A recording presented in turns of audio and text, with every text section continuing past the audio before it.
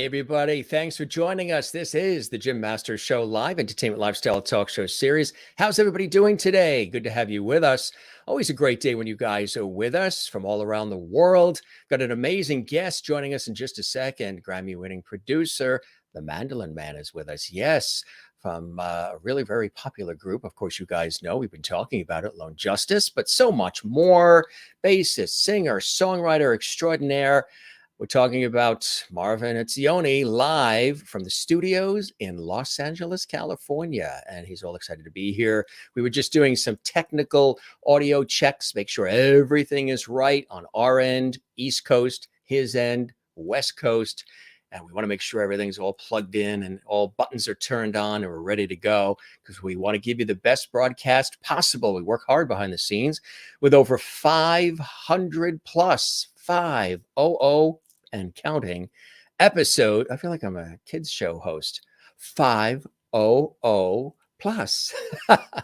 500 plus episodes of JMS Live, the Jim Master Show Live, that are yours for the taking, which is kind of cool.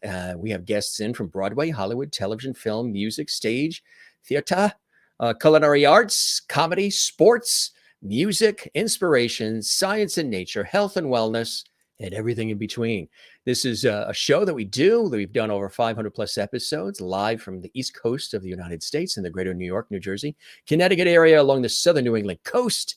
And that is between New York and Boston, New York. And good to have you guys here from wherever you're watching all around the world. We have viewers that are watching right now in the United States and Europe and Canada, Africa, Asia, Australia, and up and down and east and west and north and south and everywhere else. It's been an extraordinarily busy day here. I was on the air all day today with my professional work. Then we were getting a bevy of shows together. We had 2 shows yesterday. We're on live now. We've got 2 shows tomorrow, another show Saturday, all episodes of the Jim Master Show Live Entertainment Lifestyle Talk Show series. If this is your first time here, we welcome you from wherever you're watching, whatever the time zone is. And that's what we do. We have a good time here. This is an entertainment lifestyle talk variety show. So something different every night for everybody. And whether it's music or it's poignant conversations or, lifestyle segments, whatever it may be, it's all here for you and all here to entertain, inspire, and inform. We always have a good time on this show too. Don't we, gang?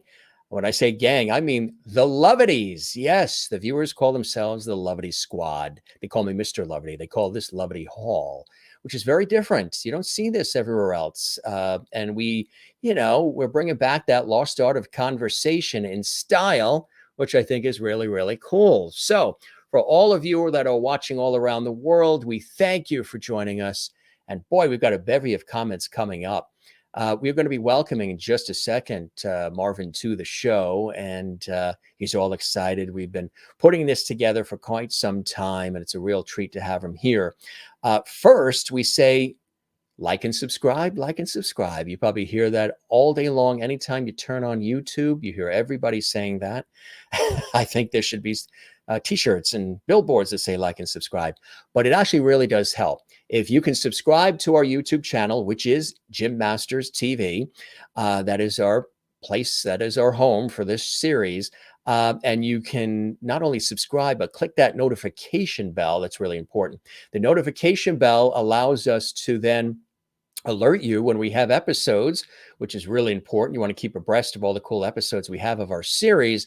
But also, if you click like and you leave a comment, that really helps us too. Why? Because then YouTube takes this episode and they blast it out even further to the world. Yeah, they see that, they note that, and they blast it out. So subscribe, like, comment on our YouTube channel, Jim Masters TV, and we would thank you very, very much. Share the lovity, tell everybody about our series. That helps us as well. We would absolutely love that. When the hair is long, it gets wild and it gets in my face. So we're touching it a lot. I tell you, since we grew the hair this long, I've touched my hair probably more than I have in my entire life since the pandemic started.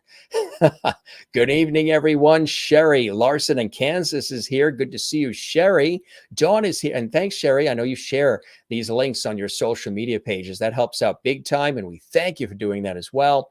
And Dawn is here. Welcome, Dawn. Nice to have you here. Linda Odell is here from Florida. Good evening, Mr. Lovety, and good evening, Loveties. Love it. Nice to see you here. Merlin is here from Canada, and she's having a good day. She says, good evening, Jim and Loveties. I don't know what this side of the hair wants to do. Should we pull it down? Should we pull it back? It has a mind of its own tonight. I guess just let it hang. Good evening, Jim and all Loveties. Merlin in Canada, nice to see you as well. And look at all the comments that are coming in. They're all, wow, super busy. Good to see you as well. Maureen, love it. And Maureen is watching. And they all tell each other the weather forecasts. They talk about the recipes that they've baked. Joan is here. Hi, Jim and Loveties. Good to see you, Joan, and everybody that is watching. They're talking about the temperatures right now in Arizona. You know, they talk amongst themselves too when we're on. Mary Bishop is here. Hello, Jim and Lovety friends. Good to see you, Mary, as well, and everybody that's watching from all points of the globe. Those that are watching live right now, and those that are watching later, because we archive these episodes so you can see them later as well on our YouTube channel. Joan says, welcome to Lovety Hall. Marvin, the place to be on YouTube. The Jim Masters Show. I agree. Absolutely. And a few more comments coming in. Merlin is welcoming Marvin to the show. Toby is also giving him thumbs up. That is fantastic. Toby is in Encino, California. Jen Barry watching in Pennsylvania. Watching from in bed under warm comforter. Jen is zen. That does sound pretty cool about now. Maybe I'll do the show that way. Under my blankets with my pillow and the comforter, and I'll do it from the bed. That would be quite interesting. I don't know if YouTube would go for that, but they may say there's suitability. I don't know. It's a little tricky with that. But Linda's here. Welcome, Marvin. You're a Lovety now. But hey, you know what I mean? There's all kinds of crazy stuff you can see on YouTube these days. Hello, Jim and Loveties. Kathy Short is here from Cleveland. Good to see you.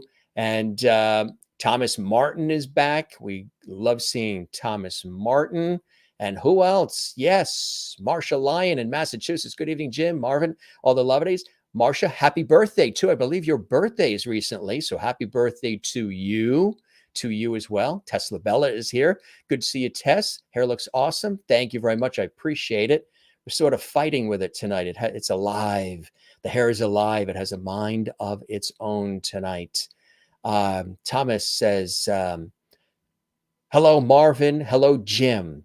I thank you for that, Thomas. Really looking forward to this one. Fantastic. Tess says, you work so hard for us. Thank you for doing this day after day. And it's like the first show. Thank you, Tess. I appreciate that.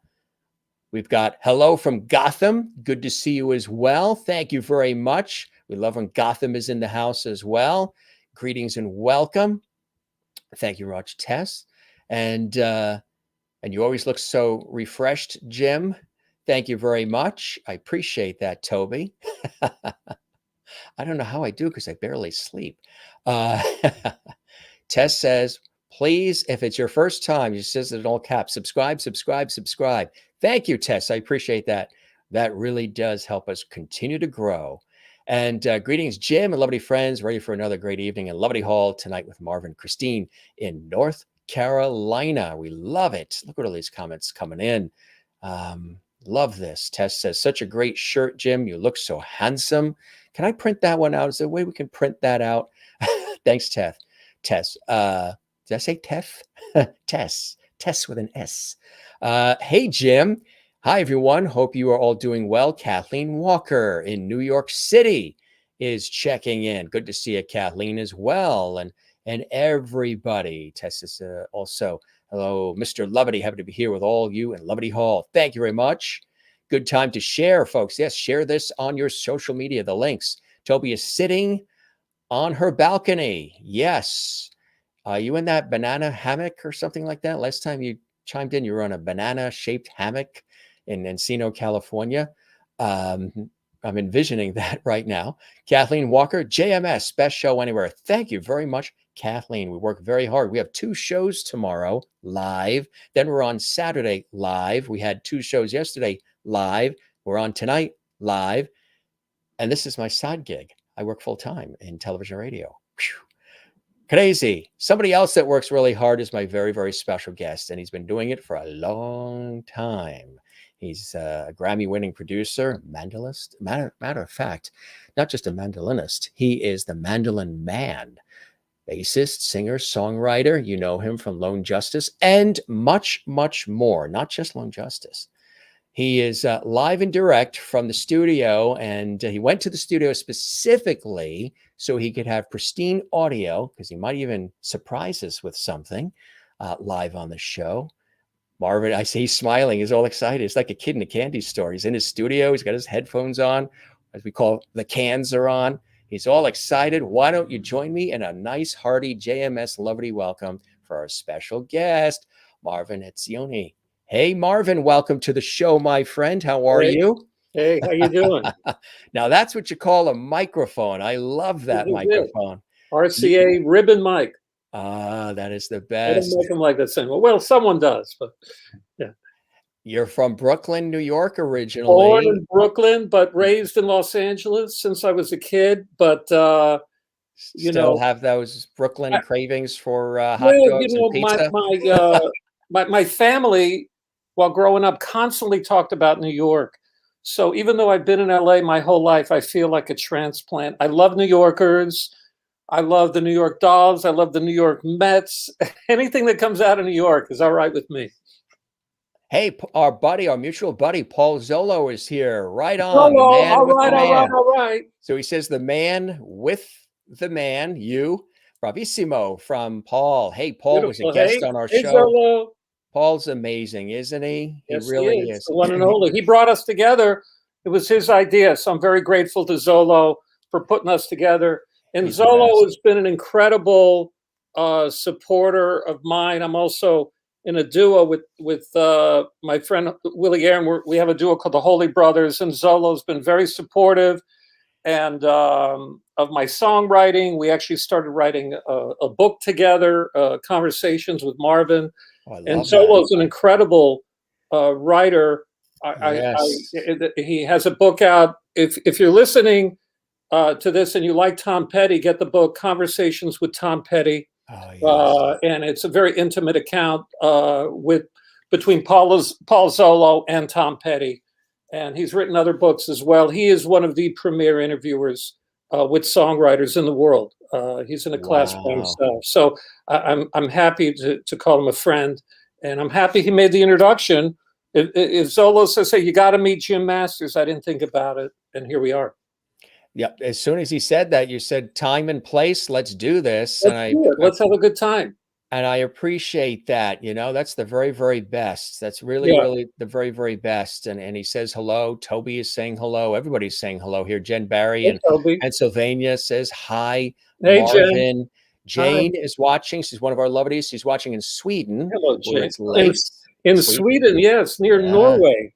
Yes. Yeah, she's in Sweden, and she says, welcome, Marvin, which is awesome. And Mary in Florida, Pine Island, Florida, says, hi, Marvin, and welcome. She's one of our longtime lovedies. Oh, hey, Mary. And Sherry Larson's in Kansas. She says, welcome, Marvin, as well. Oh, hey, Sherry. Kathleen in New York City. She's in Queens. She says, hi, Marvin. And hey, Kathleen. The pizza is good in New York. It sure is. Do you have any? What is it? Probably the bagels too. Yes, it's the best.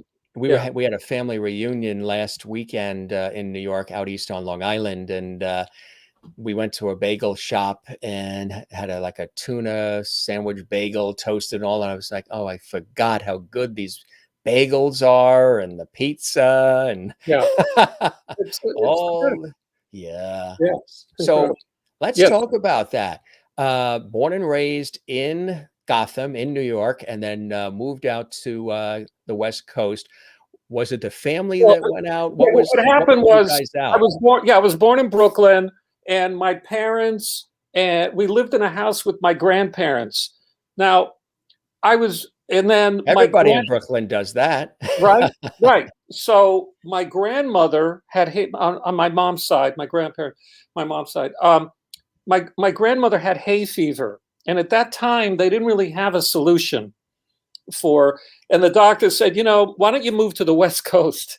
So a friend of my grandfather said, I'm going to visit LA. Why don't you come with me? He visited the city. He liked it. Now, my grandparents worked the sweatshops in New York. And I come from very working class people. My dad was a carpenter. He passed away a couple of years ago. And my mom worked for the State Board of Equalization for about 40 years in Los Angeles. And so everybody moved to LA.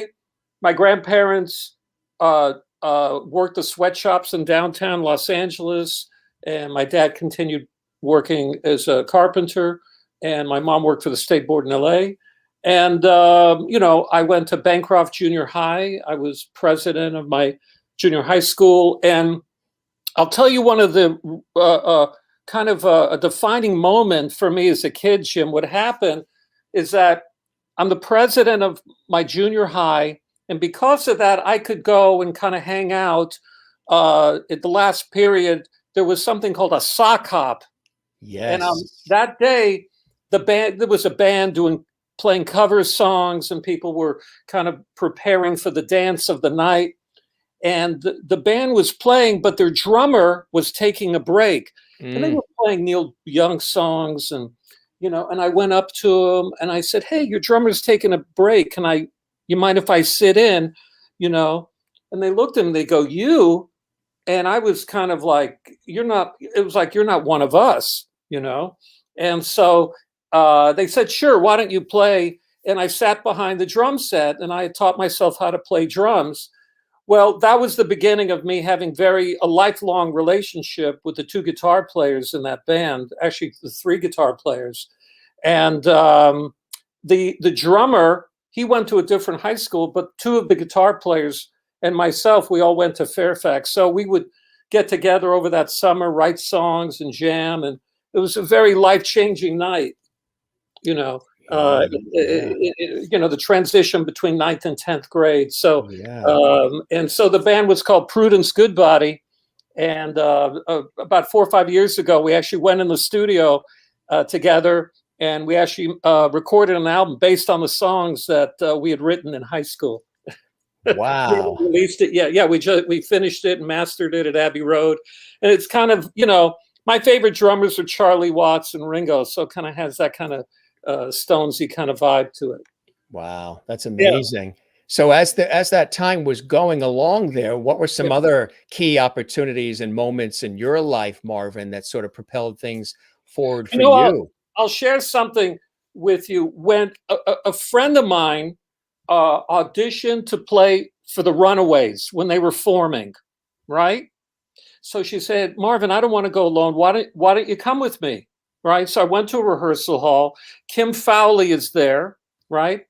And they're all wearing these little T-shirts that say the Runaways printed on it. And it was just Joan Jett, the bass player and drummer. And I thought they were fantastic. Yeah. And my friend played, and she didn't get in the band. But Kim Fowley, the producer, looked at me and goes, "So what do you do?" I said, "Well, I write songs." It goes, "Yeah, okay." So the next time I showed up, he goes, "Well, you can come to the rehearsals whenever you want." I said, "Okay." And there wasn't like anybody there except him and the band. And he really worked them hard.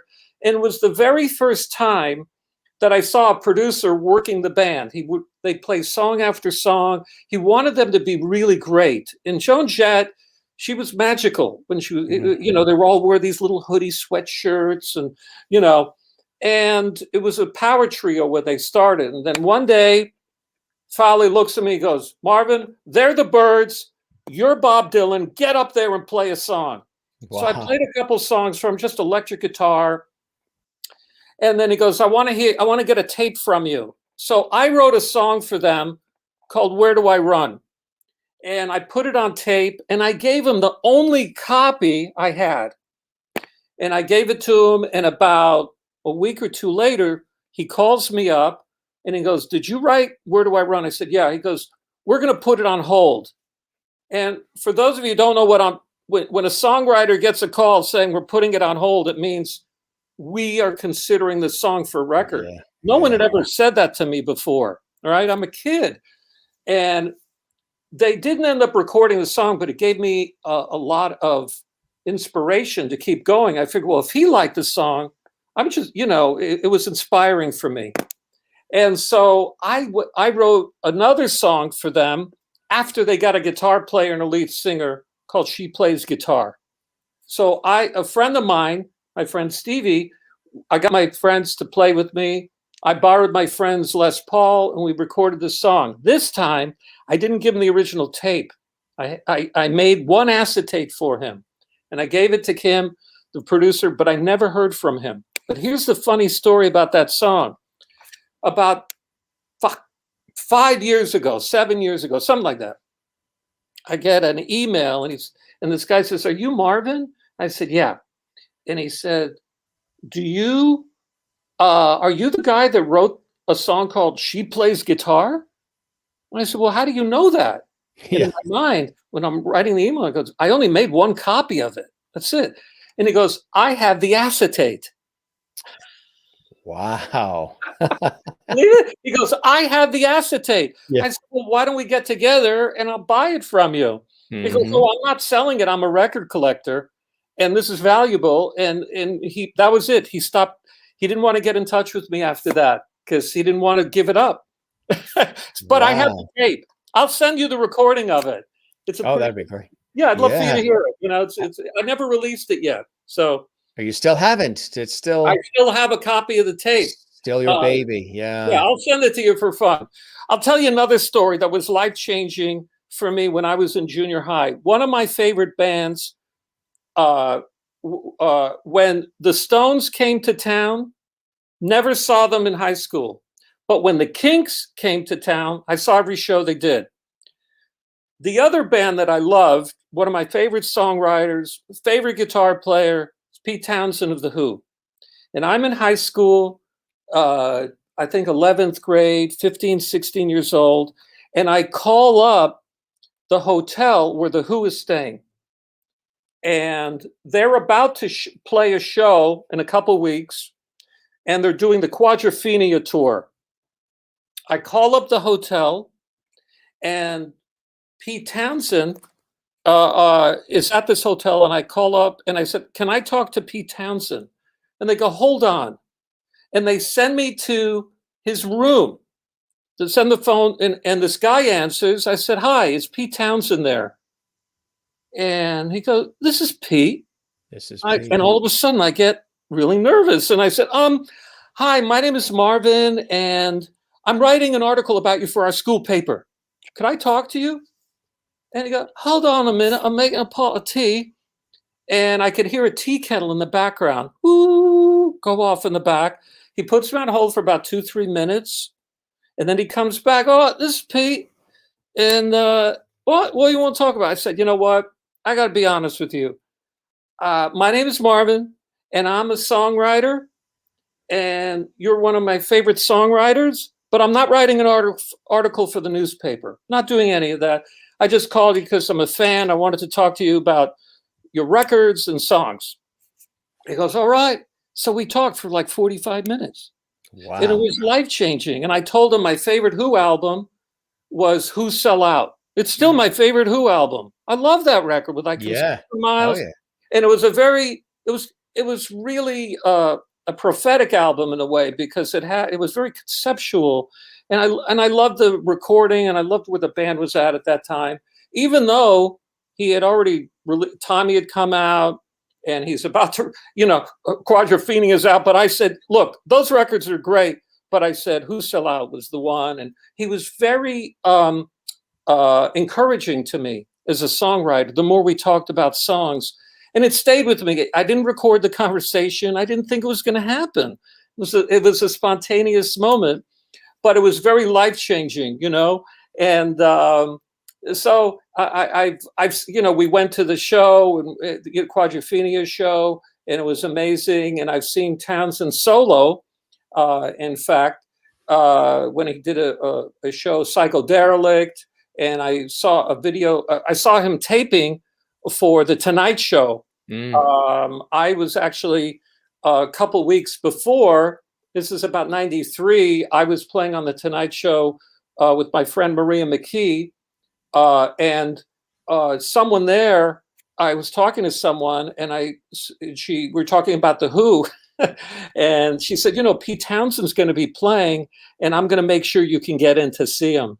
And Wow. it was great, you know. So I'm still a big Who fan. I bought the box set. I got it as a gift. The box set of Who Sell Out. It's just tremendous record, but it was very life changing when you get to talk to someone that, to me, you know, Townsend, Ray Mm. Davies, Lennon McCartney, Jagger Richards, you know, Sly, Stone, you know, to me, they're all like on this level. But when you're a kid and you actually get to talk, he was the only guy I called on the phone. I never did Yeah. that with anybody else. Wow. It was a life changing moment. So, Yeah. you know, Who are some others you, as you were coming up the ranks, that really inspired you, that you really looked up to? well, you know, I was really into I really liked Donovan a lot, and I liked Mickey Most, the psychedelic era, the production of Mickey Most in general. I like, he's one of my favorite producers. I liked him and George Martin. Oh, Um, yeah. as a kid, I thought that the Dylan records and this were sloppier than the British records, and they didn't sound as good. And I thought this, I didn't get the wall of sound until I heard Plastic Ono Band. And then when I heard Plastic Ono Band by Lennon, that was kind of, that was a life change, another, a true life changing record. And in fact, I wrote an article about it that Paul Zolo published in American Songwriter. Um, and that album changed the way I heard music, and I just loved Lennon's vocals and his songwriting and the minimalism production style on that record, and it stayed with me throughout my whole life.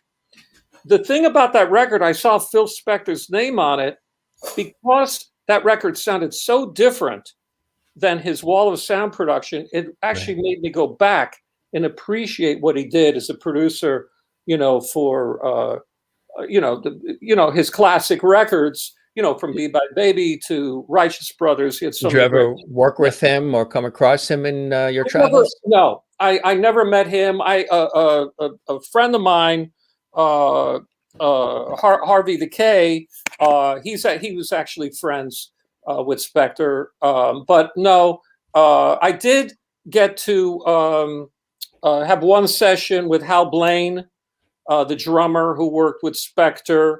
He had a lot of amazing stories. One of the all time greats. You know, I had a session with Carol Kay, the bass player.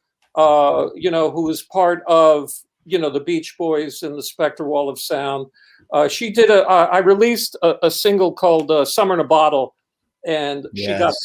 she recorded bass on that. She was great to work with. So I've had the opportunity over the years to work with, you know, some really incredible musicians. I've worked with some incredible producers and engineers over the years. Um, but I'm enamored with that, you know, with that era in particular. But not, you know, it's a very, you know, technology allowed the sound of records to evolve in front of everybody. And because the difference between how records sounded in 62 when there were one, two, three tracks, and literally within less than 10 years, it evolved from 4 to 8 to 16 track, and then what would become 24 track, and then it would be 40, you know, technology was evolving and things were changing very quickly in a very short amount of time. But part of it was due to the technological advances that were happening in the recording medium. Mm. So true. So true. And they say vinyl's coming back. You excited? Well, yeah. Well, you know, the thing about vinyl, I remember I've done a lot of. I've had the opportunity to work with Bernie Grumman Mm. over the many years, and there was a slump for vinyl. You know, where people weren't buying it. The record Yes. industry went CD crazy. I would say late '80s, early '90s, Hmm. right? And all of a Hmm. sudden, vinyl kind of disappeared. And over the years, I'd always tell Bernie, I said, vinyl is always king. And when I make an album, even when I was making records back then, and my label would say, we're not going to release it on vinyl, in my mind, I was making an album. I could divide it up into side one, side two. Even when I made The Mandolin Man, I was so disenchanted. This is like 90, 91. I was so disenchanted with how CDs sounded. They were too bright and brittle. Yes, They and didn't have the compressed, warmth. and yes, Right. right. They didn't have the warmth of vinyl. They didn't have the warmth of tape. So what I did on my first album, The Mandolin Man, I came up with something called AVD, which is analog vinyl to digital. So I took the analog tapes and transferred them to vinyl, and I played the record. This is with Bernie Grumman, and I had Bernie play the acetate vinyl, and then that vinyl copy is what ended up on the CD. So when the CD was released, that's actually a vinyl copy. Yeah, that's And it amazing. warmed the sound, and it was acceptable to me. At some Yes. point, I'm going to re-release that record, and because of that record, I ended up opening for Toad the Wet Sprocket and other people over the years.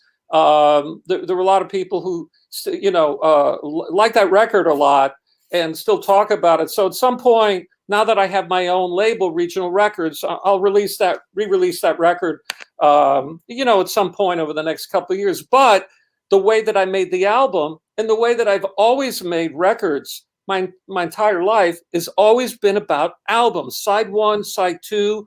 I'm really into sequencing albums. To me, that's an art form, and I'm fascinated with it. And one of the artists on Regional Records is a brilliant artist, Gray Delisle, and you'll have to meet her at some point. You I'd guys would love hit it to. off. Yeah. Yeah, Have her as a guest. yeah. She's also the #1 voiceover actor in the country. Star Wars and Simpsons, everything, right? And with Gray, she trusted me when we were done with her album. It's coming out next year. I presented the sequence of it, and she goes, "Oh, I love the sequence." And I've done that with other records as well.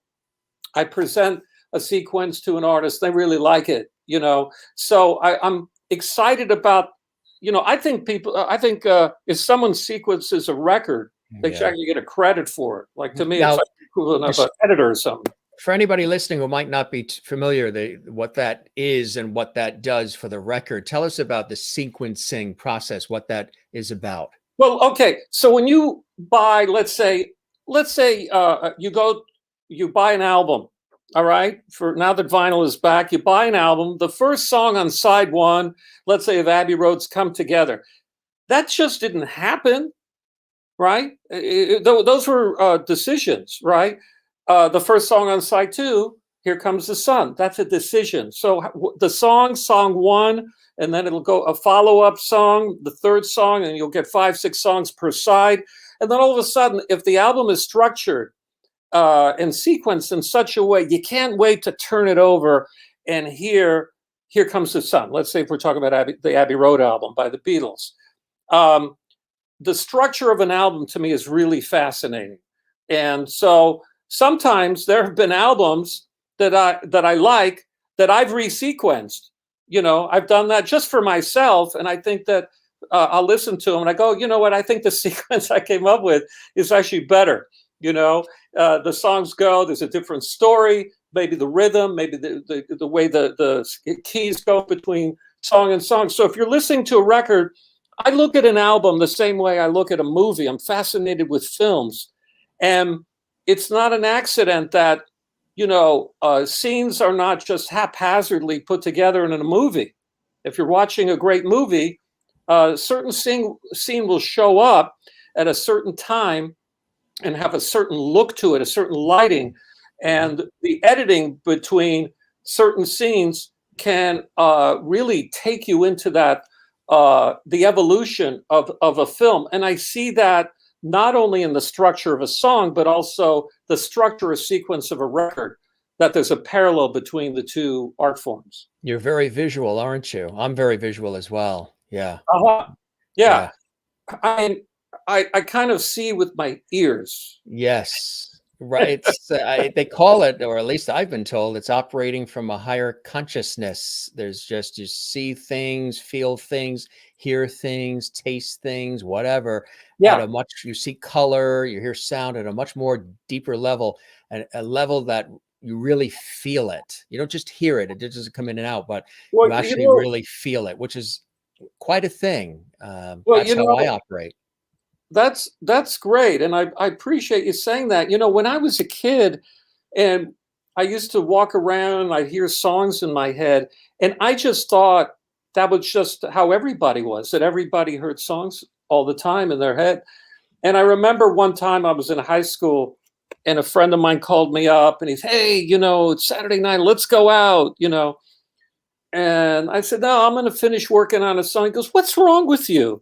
He goes, "Do you think everybody just all they do is write songs all the time?" And that was kind of like a breakthrough moment. I said, "Well, I guess not, but I'm going to stay home and just write another song." He goes, "All right." And he got mad at me and hung up. That is funny. I get what you're saying, because I often said, I've been in conversations with friends, family, and colleagues. I said, wouldn't it be so great sometimes if every time we did something different, like, for example, I walk out of this room and I walk into another room. Yeah. When I walk into that other room, just like on a television show, because I come from the television and radio side of things, Uh-huh. when they change scenes, or they move into another scenario, there's always music that accompanies that scene. Mm. How cool it would be in our everyday lives is, as we went from the living room to the dining room, and you got the fancy table with all the food, you have some music that just plays as you're entering, Yeah. that sort of sequencing change of scene music. And if our life operated that way, you walked into a supermarket and there was a certain musical piece that played when you walked in, and Right. I think of things in that way as well. But again, I was also a kid who, when I was lying in the bed and the room was dark, I used to um, slowly close my eyes, because it was ending the day. And I Mm. was closing my eyes just like a camera fades to black. So Mm. I was like 8 years old ahead of the game doing that, Mm. thinking that as I close my eyes and the room is dark, I'm fading to black. And that is the wrap of today's episode of the Mm. ongoing story of my life, like an episodic television show.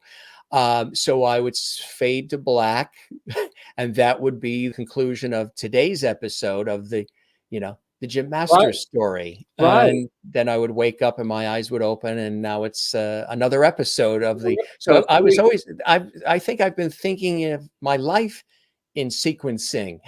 right, right. So you were actually had an internal premonition as a child, you know, to actually set you up for the person you are now.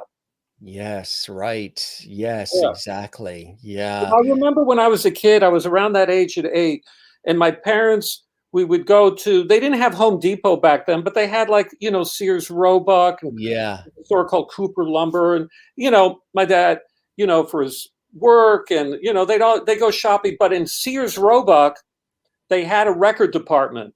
So they'd leave me alone, and they gave me $1 on the week, and they go, "You can buy a 45, you know." And I think the singles, you could get a 7-inch 45. Usually the A side was on one side, and usually a B side that you never heard was on the other side. So I remember getting singles, and, you know, She Loves You, the A side, I'll Get You, which I like just as much. Hermits, Henry VIII, I Am. Hermits, the B side was The End of the World, this really depressing song. But I Yeah. loved it so much. I thought this is a much better song than Henry VIII, which is kind of like kind of a lighter song. But those were the thoughts that I had as an 8-year-old. And then one day they had a gigantic bin at Sears, and it had hundreds of records in this bin, and it was 20 records for $1. I Mhm. had $1 on me, You had the dollar. right? And so, How but many none of lawns did you mow to get that dollar what back then? yeah, right. So the I looked at all the records, but none of them I'd heard of any of them. not one record had I ever heard of. And so I thought, I'm going to invent a game called Look for the Song. And I'm going to buy 20 45s. I'm going to go home and I'm going to look for the song. It was a game I played on my own, right? Yes. And I found one song that somebody should cover. It's called Television by Donna D. I think it was on Carousel Records. Never heard it, but it's really good, right? It Yeah. would be great for like a girl group to do. Great Sure. song. And there was like one other song that was okay. That was it. So I'd listened to 20 songs, A and B sides. I found one. But then I realized, I thought about it not that long ago that, I've been playing that game my whole life. I've been looking for the song, or, that it's like children need to be listened to and taken seriously when they're very young, because I think that they have an internal understanding and clock of who they really are. Yes. You don't have to allow them to drive when they're 8 years old, drive a car, but to listen to them, because they know something about themselves that nobody else knows. And I think if you listen to a child at that age, they're setting themselves up for the person that they're going to become. In the same way that you did, that when you closed your eyes at night and say, the world is going to fade to black, just like a movie, you got to actually live that life, of radio and TV and film. That's a really beautiful thing. I appreciate that. And yeah, people have said, and I'm sure they would say the same probably about you, is operating from a higher consciousness, intuitive, and a high level empath, very empathetic to, Mm. and that's emotional intelligence, empathetic to, the needs of others and the concerns of others. And music is such a healing, as much as it is entertaining and fun, and you can dance to it and rock to it. It also goes into so many different levels that are beyond sometimes even explanation. You can hear the same song multiple times, and every time you hear it, like reading a book, you get different nuances. Oh, I didn't realize, I never heard the triangle. The guy, his whole thing in that song was just once going ding, but that little ding makes the entire song. And the first time you're hearing all the other instruments, it's fresh, it's new, it's shocking when you hear the piece of music. So you're hearing the bolder instruments, the louder instruments, the more ba-boom and everything. And then when you hear that same song the second time, you're hearing maybe the piccolo now, and now you're hearing the triangle and some of those other nuances. It's really amazing how you can hear music in that way and hear so many different, especially instrumental, when you're hearing all the different instruments working off each other. What happens to me sometimes is I even give the instruments, when I listen to the instruments, human qualities. I once said to a cellist that I interviewed in my professional work, who came out of Juilliard, I said, I'm going to throw this at you. And I've mentioned this a couple of times in the show. I'm going to throw this at you. Whenever I hear the cello, for some reason, for me, traffic stops. Just that depth, that melancholy, warm, real, just deep. This is what it's all about. Sound of a cello, and any piece of music, and it'll just like, oh wow, what an unbelievably deep, warm sound that is, stopping traffic for me. And I said, if there's an instrument to me that sort of, if the heart made a sound that mimicked an instrument, whenever I hear the cello, I give it heartfelt qualities for some reason: the depth, the warmth, melancholy, what it's all about, what's it all about, Alfie sort of stuff. And the cellist said, that makes sense. I said, it does? He said, yeah, it makes sense to me. He said, because you're associating the heart with the sound of the cello, which is amazing how we can associate certain things with certain sounds, especially instruments. And he said the cello is one of the instruments that's closest in sound to the human voice. So that's why you're giving it human qualities when you hear it. It's such an all-encompassing, life-wrapping sound to you. Like it's the steady, deep sound of this is the meaning of life type stuff. That makes sense to you? You know, the cello is my favorite sounding instrument as well. And I'm actually in the middle of reading the greatest cellist who ever lived was Pablo Casals. And he recorded the Bach cello cello suite, cello concerto written by Bach. But the way that Pablo Casals found out about what Bach had written is that he went into a bookstore when he was young, when he was starting out as a cellist in his teens, and he found the writings, the sheet music of Bach's writings for cello, and he studied it for years and years and years, and then finally he performed it. And there's a recording that's available of Pablo Casals doing Bach, what Bach wrote for cello. It's the most beautiful recording. It's not like a high fidelity recording that we're used to now. There's a scratchiness to it, but the playing, I've compared it with other recordings by other cellists. There's no comparison. Pablo Casals was the master. And if you haven't heard this, Jim, I'm going to get a copy of it for you because it will change your life. It's the most beautiful recording. Every once in a while, I'll listen to it. I have it as a 3-album set. It's 3 vinyl records that he recorded, I want to say in the 20s, 30s. So obviously it's a mono recording. And it's not like, it's got a vibe and it's got an energy to it, and it's not airtight perfect. It's not Pro Tool recording. This is right. This is something else. And Pablo was the master. So if you love cello, I'd love to get you that recording because it's unbelievable. It really, when I heard it many, many years ago, when I was a kid, I worked at the record store in LA, Aaron's Records. And I think I got a copy then. It's probably the same copy I have, But I remember one time there was a doctor who I liked very much, and we talked about music, and he told me how much he loved the sound of cello, and I got that for him as a gift. Yeah. So when you hear the cello, what happens to you? There is a vibration that happens, like in my soul, that happens with no other instrument.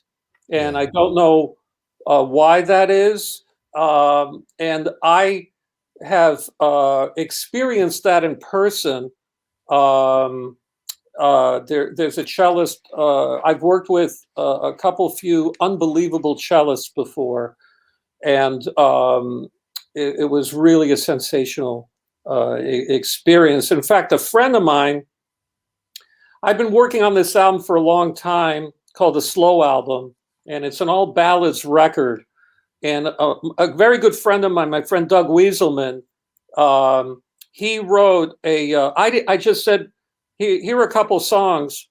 On one of them, he wrote a string quartet, but on the other one, he just wrote it for cello. He wrote and it's piano, vocal, and cello. And in fact, Hal Blaine was at the session. He didn't play on this particular song, I don't think, but he was there. And the cellist was Steve Richard, I believe his name was, and arguably the greatest cellist, or at least one of them, that I've ever heard in person. When you hear it so close that it's not a recording, and for someone like myself making records, and I get to experience that just hearing that 5 feet away, it's really breathtaking. It's really incredible. I'll get you the recording. It hasn't been released yet, but I'd love for you to hear it, Jim, just as a friend who likes cello. It's a beautifully written part and a beautiful recording. Yeah, and Doug is a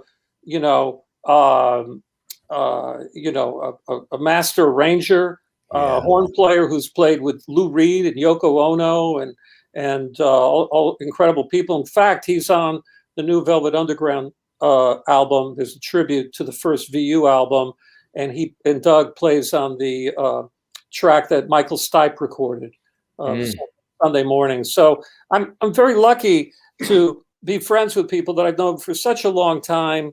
And I look up to people like that who are just enormously talented, and their willingness to be part of what I do, over the years. It's just what an incredible life, what an incredible day that I can tap into, that's in my memory bank forever, that we recorded those songs. And I remember where we were in the studio, and who was there. But I too am very moved. In fact, there's a song on Gray's her All Originals album that I actually want to add cello to it specifically. And in fact, I'm such a fanatic over cello recording of it. There's a microphone. I want to say it's a U47, if I'm not mistaken. I hope I'm not wrong in that. 67 maybe. But the reason I rent that mic, I specifically, even if the studio has great mics, if the cellist is there, I'll rent this mic, because my engineer friend Jeff Peters, he said that's the mic that they used to record the cello for Eleanor Rigby. Unbelievable! Wow. Right, and Eleanor Rigby. I don't know if you know this, Jim. It's all cello. Yes, right? it is. The entire recording, but the arrangement was inspired from Hitchcock. If you listen to the arrangement, it's like but very staccato, kind of arrangement. But it's not solo. It's but it's still cello. Remarkable record. It's just a cello for plural and a vocal. Remarkable. That had never been done before. Talk about sequence. Going back to sequence, Revolver. First song, Taxman, and then the second song is Eleanor Rigby. To me, that might be one of the most profound moments in record making throughout the whole 60s. Nothing like that had been done before. Because if you cut to just a few years earlier, literally, when they put out Meet the Beatles, the American, right? It's I Want to Hold Your Hand, saw her standing there. That's a 1-2 punch. Now, literally a few years later, they're talking about sequencing a record, go from Taxman to Solo McCartney. I'd never heard anything like it. To this day, it's still shocking for me to hear that. It's so incredible and breathtaking that they would take that kind of chance to sequence a record. They, now it's like, oh, it's the ballad. We'll save it for the last song, on the record or something. There were obvious places to put certain songs, and whoever sequenced the record, I'm gonna take a guess. Maybe it was Martin, maybe it was the group, or in tandem together as a team. But that was a shocking moment for sequencing. And certain films have that as well. There are certain scenes that you can remember that are just shocking when they come in, and maybe it was the actor that showed up, maybe it was the editing, maybe it was the lighting that changed. And so I go back to the moment we were talking earlier about sequencing, but I too am very enamored with cello. There's no instrument like it. I bought a cello about 10 years ago, and I took a couple lessons. I wrote one song on it, and then I just let it go, because I realized that I would have to spend my life like Pablo Casal to be like, just really, to be just okay at it, And so, but I'm glad that I went through that. I took a couple lessons. It was really interesting, how to hold it and how to hold the bow. And it reconnected me to the instrument. So I just got rid of the cello. But maybe one day I'll get another one, and start all over again. But that's the instrument. If there was one instrument, that's the one. Yeah, it's the same thing that kind of affects me with like baritone sax or something, or certain saxophones, or low saxophone sounds. It's so human, Yeah, that's the lower. Yeah, exactly right. You know what it is that we live in very disturbing times, but what I really love is that I love human beings, because it's only the human being on the planet that could actually get a sound out of a cello. And I think that's just remarkable. And it's only the thing that creates orchestras. I remember talking one time to Van Dyke Parks, and I thought that instead of soldiers to be sent to countries for war. We should just send orchestras, people sitting in helmets, and you just play, and they just listen to Beethoven's Seventh Symphony. It'd be like, okay, I can't kill these people. They're in the middle of doing something that's so beautiful and profound. You know, it makes the human race one when we're in a show and we're listening to something profound and life changing. Like, we don't care, you know, about our differences. We just experience the humanity, and that's what songs and that's what records. That's what brings us together. Even here today, you know, here we are, 3,000 miles apart, and all of a sudden our hearts are glued together because of our love for the cello. And you know what we call it around here at the Jim Masters Show Live? Ah. It's levity. Oh, I got it. Levity. I like it. I like it. It is light love and levity Yeah. slammed together accidentally became levity on the Jim Masters Show right. Live. With the Levity Squad and the viewers, and they call me Mr. Levity. They've already said you're a levity. Oh, so and now you've got, you know, there's Grammys and Oscars and Peabodys and Tellys and Emmys and all these cool things, Tonys. How's it feel to get a levity on the Jim Masters Show? You know what? Bring it on. I'm ready. Bring it on, everybody. Pinnacle of the career, pretty much. It doesn't, you know, it doesn't get better than now. This is it. The people also watching may know you from this fantastic group, Lone Justice. Tell us about the formation of that group and how that all came together, Marvin. Yeah, I'm the kid on the right, and that's you look the same. Huh?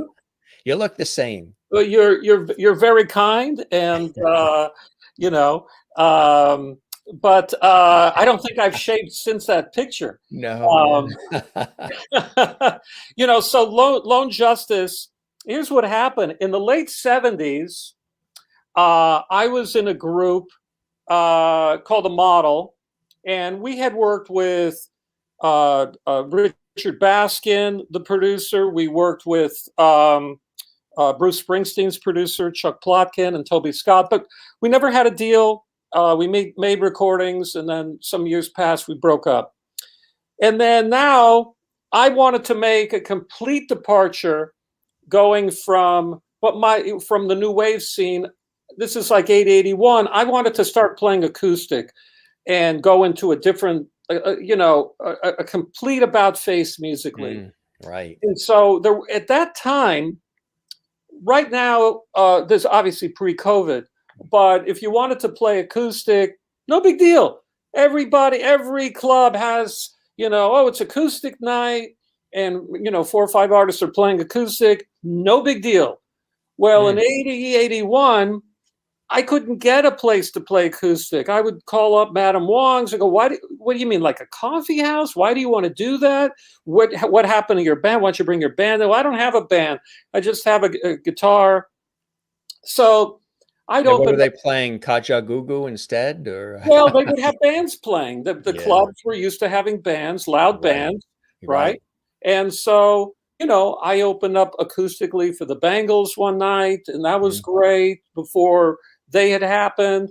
And then I ended up getting a residency at a punk club. It was the only place that would have me, and every Wednesday night, whatever night it was, I played my set. And then one night, this kid comes up to me, and he's got a flat top like George Jones, and he goes, "Aren't you Marvin? Weren't you in a band called The Model?" I said, "Yeah." He goes, "Wow, me and my girlfriend, we used to go see your band all the time. Loved you guys." And I said, "Well, you must be in the George Jones." He goes, "Oh, I love George Jones." I said, "I do too. I love all those old music-core records." His producer at the time, before George Jones worked with Billy Sherrill, he worked with a producer named Pappy Daly. I love all those early records on music-core. Incredible. So we were bonding about all these early country records. And he goes, "Well, I'm also, doing my own, music thing right now." And I said, "Well, I'd love to hear you." I said, "Tell you what, I'm booked to play next Wednesday. Why don't you take my slot? And since you've been so supportive of me, you take my slot next week and I'll come see you." And he goes, whoa, okay, that'd be great. And he goes, oh, by the way, I'm working with this girl singer. I said, I don't care who you work with. Bring whoever you want. So the next week I show up, there's like 7 people in the audience, and I get to see Ryan Hedgecock and Maria McKee sing duets together for the first time. But it was all cover songs, Hank Williams, maybe it was a Cash song, but it was all country covers, standards. But I was really, they were incredible.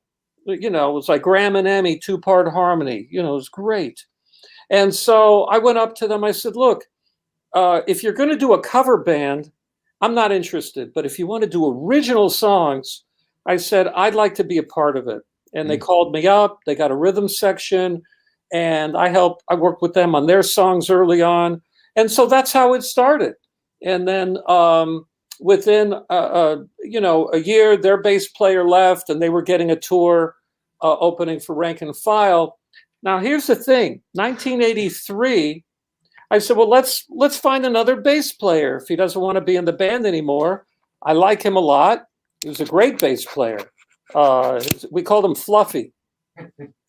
And Fluffy didn't want to be in the band anymore. Okay. So we said, let's find another bass player. Jim, we couldn't find one. Nobody was into that kind of music. I would go to the guitar. This is pre-internet. There's you don't Google. There's nothing, So I'd go to the guitar. You don't Google. Yeah. There's nothing, right? The only thing that was Googling at that time was a baby in a crib. They were Googling. Yeah, right, exactly, right? So I'd go to the guitar shop and I would say, hey, do you play bass? Oh, yeah. And I said, well, I'm producing a new band. We're looking for a bass player. And they said, well, what are you into? I said, well, we're really into like Merle Haggard. We're into Creedence Clearwater. And they go, who are these people? I said, well, what are you into? He's like talking about all these metal bands. And I said, well, this isn't going to work out. We auditioned maybe 1 or 2 people. And that was it. Finally, they bought me a Fender bass for $75. And they said, Marvin, just learn the songs, teach yourself bass. We're going on the road next week. Wow. And that's what happened. So I stayed in the hotel room. I listened to the tapes that Fluffy played on, and I learned the bass. I taught myself how to play bass. And then one thing led to another. And then I met Don Heffington, what became our final drummer.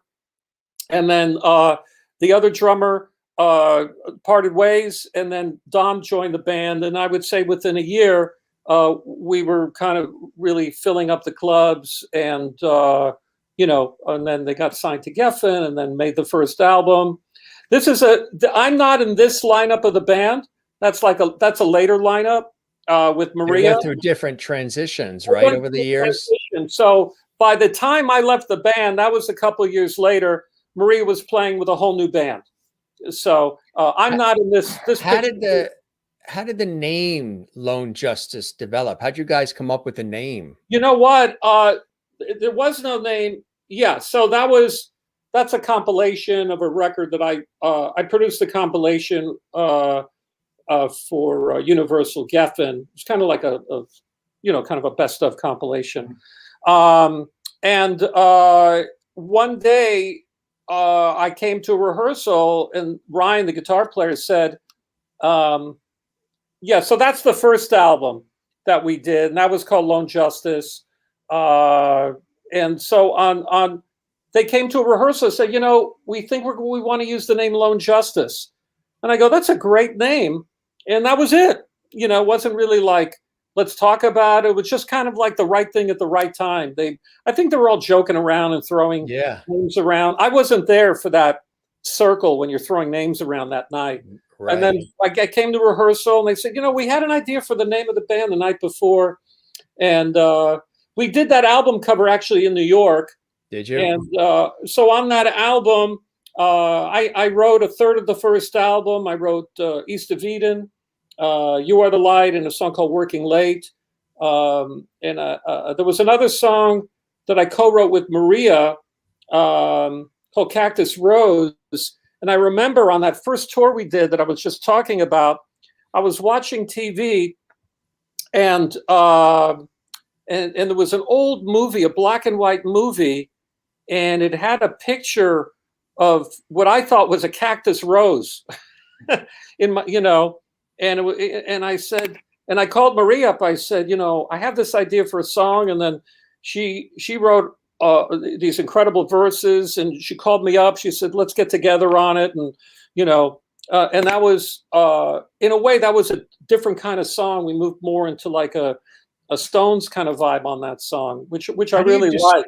How do you describe the overall sound of Lone Justice for folks Well, watching that? what was interesting about Lone Justice is that it was a combination of, Cash and Clash, Johnny Cash and the Clash. Marie and Ryan were really taken with X. They really liked, we were all big fans of George Jones. We did Merle Haggard songs in our set. We all loved Velvet Underground. So it was that combination. It was like a melting pot of sorts where we all loved, Merle Haggard and Lou Reed and the Velvet Underground and, the Stones and the Clash and so the Louvin brothers, and you kind of put all this energy together in one place, and we could authentically move, from by putting all this together in one sound. So it was kind of a melting pot of sound, and it just so happens that the four of us on the first album could kind of figure out, how to do that.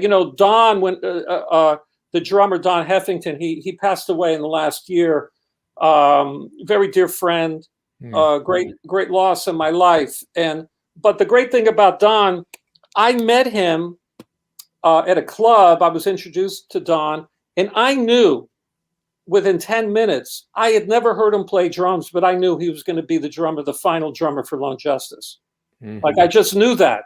Yeah, I just knew that. And so he ended up playing, and, because he loved the Velvet Underground, he loved early Dylan. He ended up playing with Dylan. He ended up playing with Lou Reed. But his understanding of the Velvet Underground, early Dylan, and he had just completed playing with Emmylou Harris. So if you want to know if a band is great, look at their drummer. All right. So Charlie Watts, greatest drummer of all time, just passed away. The Stones will never be the same. I love Jordan. He's a great drummer. The first Keith Richards album, Talk is Cheap, sounds great on it. One of our lovely friends had asked Tess, she goes, did you ever play with her cousin, Dina Torriello? She played with the Bangles.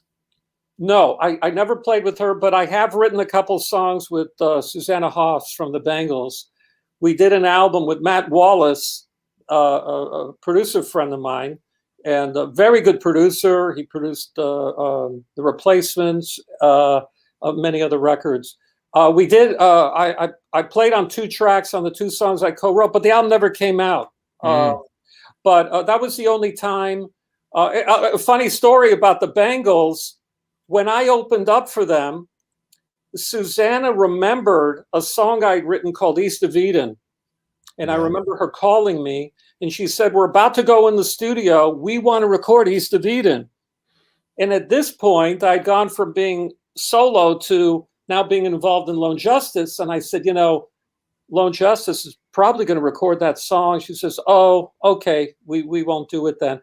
That ended up being the album they did Manic Monday on. So that stuff happens to me. Right. Well, but she's Bangles, very talented, and I also love their influences. I remember the first sound check that I saw them, and they played "No Matter What" by Badfinger, which is one of my all-time favorite songs and singles and records. And when they did that, they came out no makeup, t-shirts and jeans, but 3-part harmony, and they killed it. I thought the early Bangles were really a tremendous force in pop.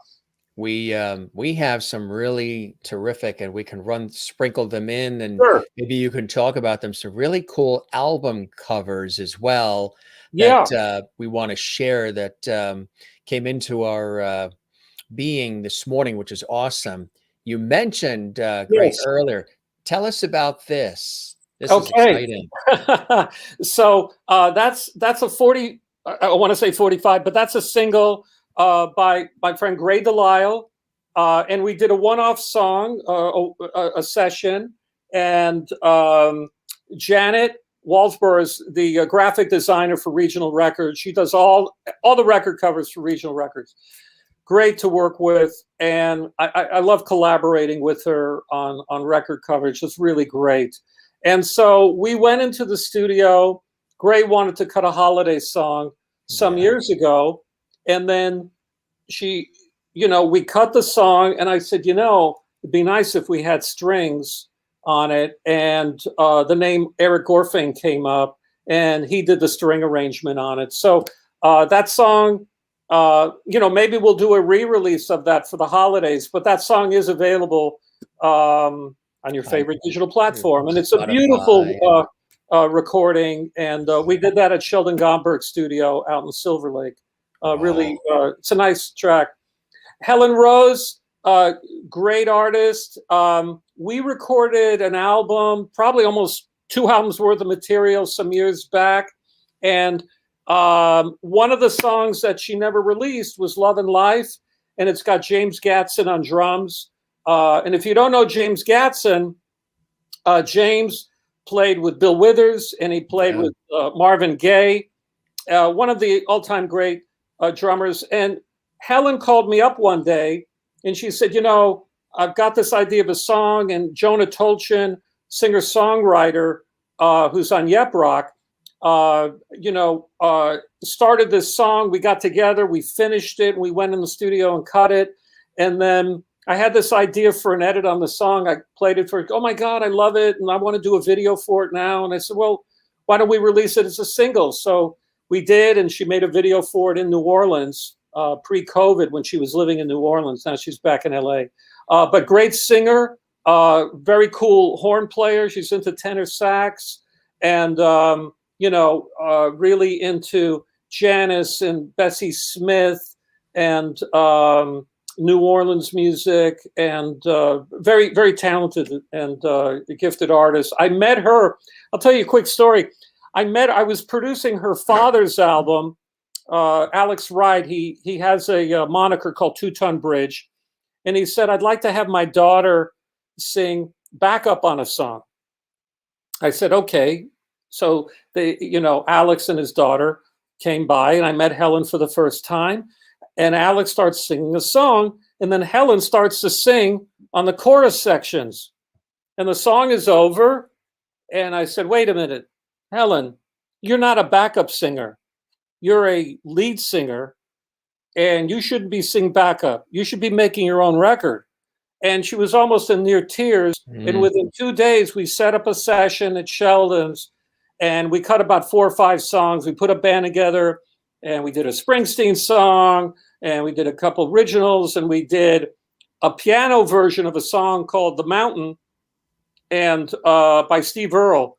And I didn't want to do a hillbilly version the way that Steve does. I didn't want to do a country version of it. I said, we took a break, and I started to play piano, and she goes, oh my God, let's cut a piano and vocal. And that's what we did. So that was our first session together. It was very memorable. And, we've been friends ever since. And she ain't no backup singer. She ain't 6 feet away. She's center, She's center.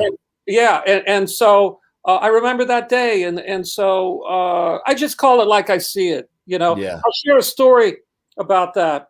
I got to meet the Counting Crows before their first album, and they would come by and borrow mandolins while they were recording their first album.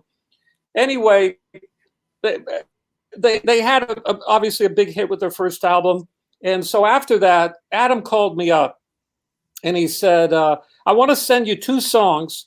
We're considering recording for a movie, and we're talking to some different producers." And I said, okay.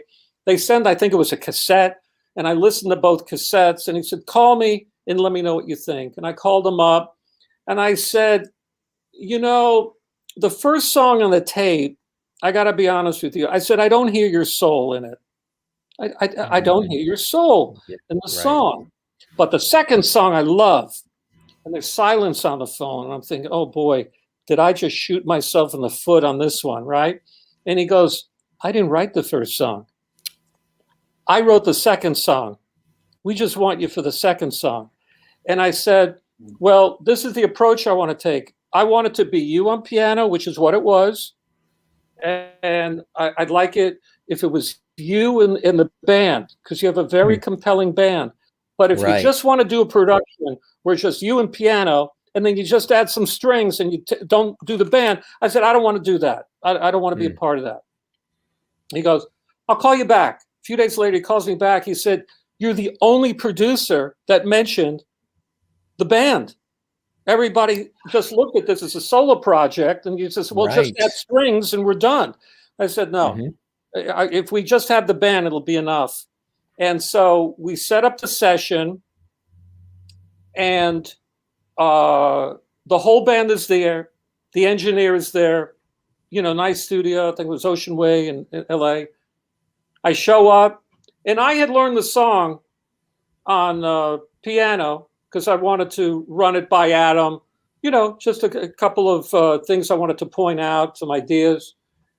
I get a call from the management, and they said, Marvin, cancel the session. Adam is lost his voice. He's been touring so much, he lost his voice. So cancel the session. I said, right. I hang up the phone. I go in the studio. I said, okay, Adam can't make it today. We're going to keep recording. Right? I've got the band. I've got the studio. I know the song. Gotta go. Right? And they said, the guitar player looked at me and goes, well, who's going to play Adam? I said, me. I'll just play the basic chords on piano. So I had the chords ready to go, and we pushed. I said, just roll some tape. I don't care, 2-track, anything. And I remember the drummer it was his first session. He had never made a record before. And the bass players look at me and go, what are we going to play? I said, don't worry about it. Just follow it. It's going to be okay. We're going to be fine. So we did a version of the song, and it was like a couple runs through. We got something. We got a 2-track recording of it. Adam called. He goes, hey, I hear you're in the studio. I said, I think we got something for you to hear. He goes, send me a cassette. So we drop a cassette off to his hotel, wherever he's staying. He goes, I love this. We're done. I'll put my vocal on that. I go, you can't, because it's 2-track. It's got me humming on it, and I'm counting the changes, and you know. He goes, well, just record another version, and I'll do that. We spent the whole day. After that, every track we go send it to Adam. He called, I don't like it. Do another one. This went on the whole day. He only liked the one that wasn't on multi-track. Anyway, after literally playing the song for like 6 hours straight, I don't know how many tapes we made for him. He goes, I don't like it. He says, I'll come by and we'll do it. We'll bring you back. And then they actually canceled the show, like at the Greek or something. And I went to see them. It was incredible. They did Rain King, and it happened to be raining that night. It was just one of those magical shows. Yeah. And then they said, come to San Francisco. Let's cut the song in San Francisco. And then they tried cutting it with the producer from the second album, but they said, we want to use your version. And that's what ended up on the second album. It was a song called Miller's Angels. It's a 6-minute ballad, and it's actually one of my most favorite tracks that I ever produced. It's a great vocal, and I made sure that we cut the vocal live. Adam's singing live with piano, and the whole band is surrounding him. And we used two 2-inch 16-track tape, and we had them locked together. And it was all analog. And It was great, but I wanted to let them know that we're cutting this. I need the vocal live. I want this to be something you feel. I don't want this to be like we cut on a Monday and do a vocal on a Wednesday. I don't want to make that kind of record. I don't mind overdubs, but I wanted the vocal. I like it because the vocal and the groove of the drums, I like it when they work together live. And you feel that on great records, from Billie Holiday to Sinatra to early Elvis, all shook up. When you just hear all shook up. When he does that, it's so magical. And when he leaves that breath out, it's done in a moment. It's done in a moment's time. You're capturing something. So I try to capture as much as possible, especially a live vocal. And I'll work with a net, meaning that if we got to redo a line, if we got to try another take, that's okay. I don't mind that. But I want to capture something. And I just remember that time on that particular song. That is amazing. The stories that you're sharing are amazing too, my friend. Really amazing. I know the audience watching around the world, they've been commenting and sharing, great. and we appreciate that. Got some more covers here. Sure. And was there something that you wanted to share or do or play or perform or something? You said there was something that you were doing earlier this afternoon. You know what? I'm such in a different head right now, but I'll just share the story. And Zolo knows about this because he's interviewed me a lot for his book. But sometimes songs come to me in a dream. Yes. And this morning, when I'm done with the recording, I'll get it to you, Jim, because I'd like for you to hear it, see what you think. I had this dream of a chant, but it was in a language that didn't exist. And I woke up and it kept repeating over and over and over again. And I woke up and I actually wrote the song. And I got to the studio a few hours ago and I just put down a version of it. And I'm going to send it to Willie and see if he wants to include it on the next Holy Brothers album. But I'll get it to you. It's hard for me to go from one head to another so quickly, but well, it reminds me of when we had Melissa Manchester on as a guest, and she was spectacular and is spectacular. And when you were shooting me the email and you were saying, "Hey, I'm heading to the studio. I just came up with this thing that just hit me. I got to go to the studio and I got to capture it." It reminds me of when Melissa had said on this show that I had asked her about, some of the things that inspire her to create music. What are some of the things? An observer of life, what happens? And she said similarly that sometimes you'll get an inspirational moment, could be coming from a dream or just something you smell or taste or see or remember.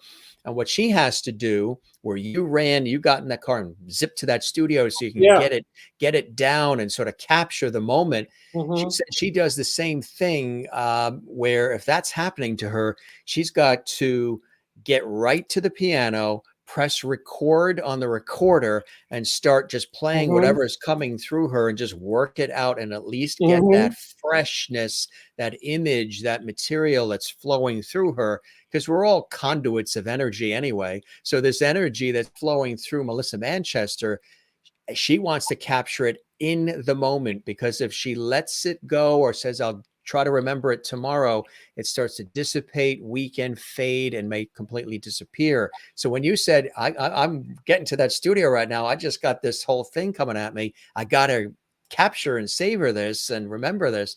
It's very similar thing with Melissa Manchester. Well, I read that John Lennon said, when the song comes to you, you got about 15 minutes. Is that about the range? Yeah. And it's not a science. It's not anything, but I over the years and decades, I'd like to think that I've trained myself, because the most important, at least for myself, I think the most important thing is completion of at least a first draft of a song. You can always go back and change it and, relook at the lyric and look at the structure, add, take away parts, whatever it is, or maybe the whole thing will come to you the way it's meant to be in that first draft. That happens, right? But at least for myself, I've gotten to a point where I will force myself to wake up when I heard that chanting, and that had never happened before, where I heard a chant in a language that doesn't exist, and then I incorporated it into a song. I had written a song title the night before onto a notebook, and I started that song title with this chant, and I built the whole song around it. As soon as I was done, the phone rings, and it's Willie, and I sing him just the chant and the chorus, and I just said, "This is what I'm working on." He goes, "Oh my God, I love this," And I said, "Well, I'm hoping I can see Adam, the engineer, to get in today and record a draft of it for you." He goes, "Oh, I want to hear it." So I think it's very important. Like I said, for myself, I train myself that when those moments happen, to force myself, at whatever, 6 a.m., 3 a.m., whatever the hour, it doesn't matter. It's written in the, in the Jewish text, it talks about, that sleep. There's a phrase, they call it like a mini death, right? And then we recover, we're back into consciousness. There's a truth to that, but I think that there's an additional truth that the conduit that you talked about a moment ago, Jim, I think that if you're open to receiving the energy from some other place in the same way that the radio in your car is open to receiving transmissions from outside places, that a lot of, things can happen that's beyond really the imagination. Something happens.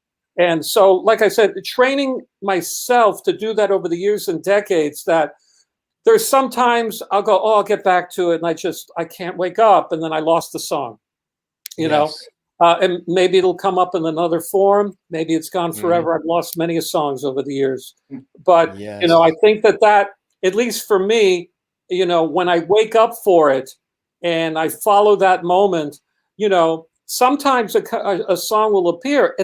I can't work on it right now. I'm talking to you. You're hanging from a chandelier or something's happening.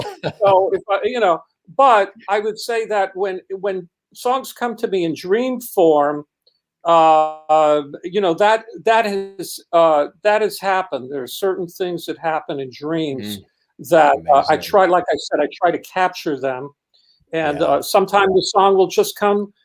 It could be, taking a walk or wherever it is and whatever place I'm at. Sometimes it's been hard over the years and decades for me to read a lot, because I'll read and then the words and in the paragraph take on a rhythm of their own. And then I have to put the book down and start working on something because I'm feeling something to work on.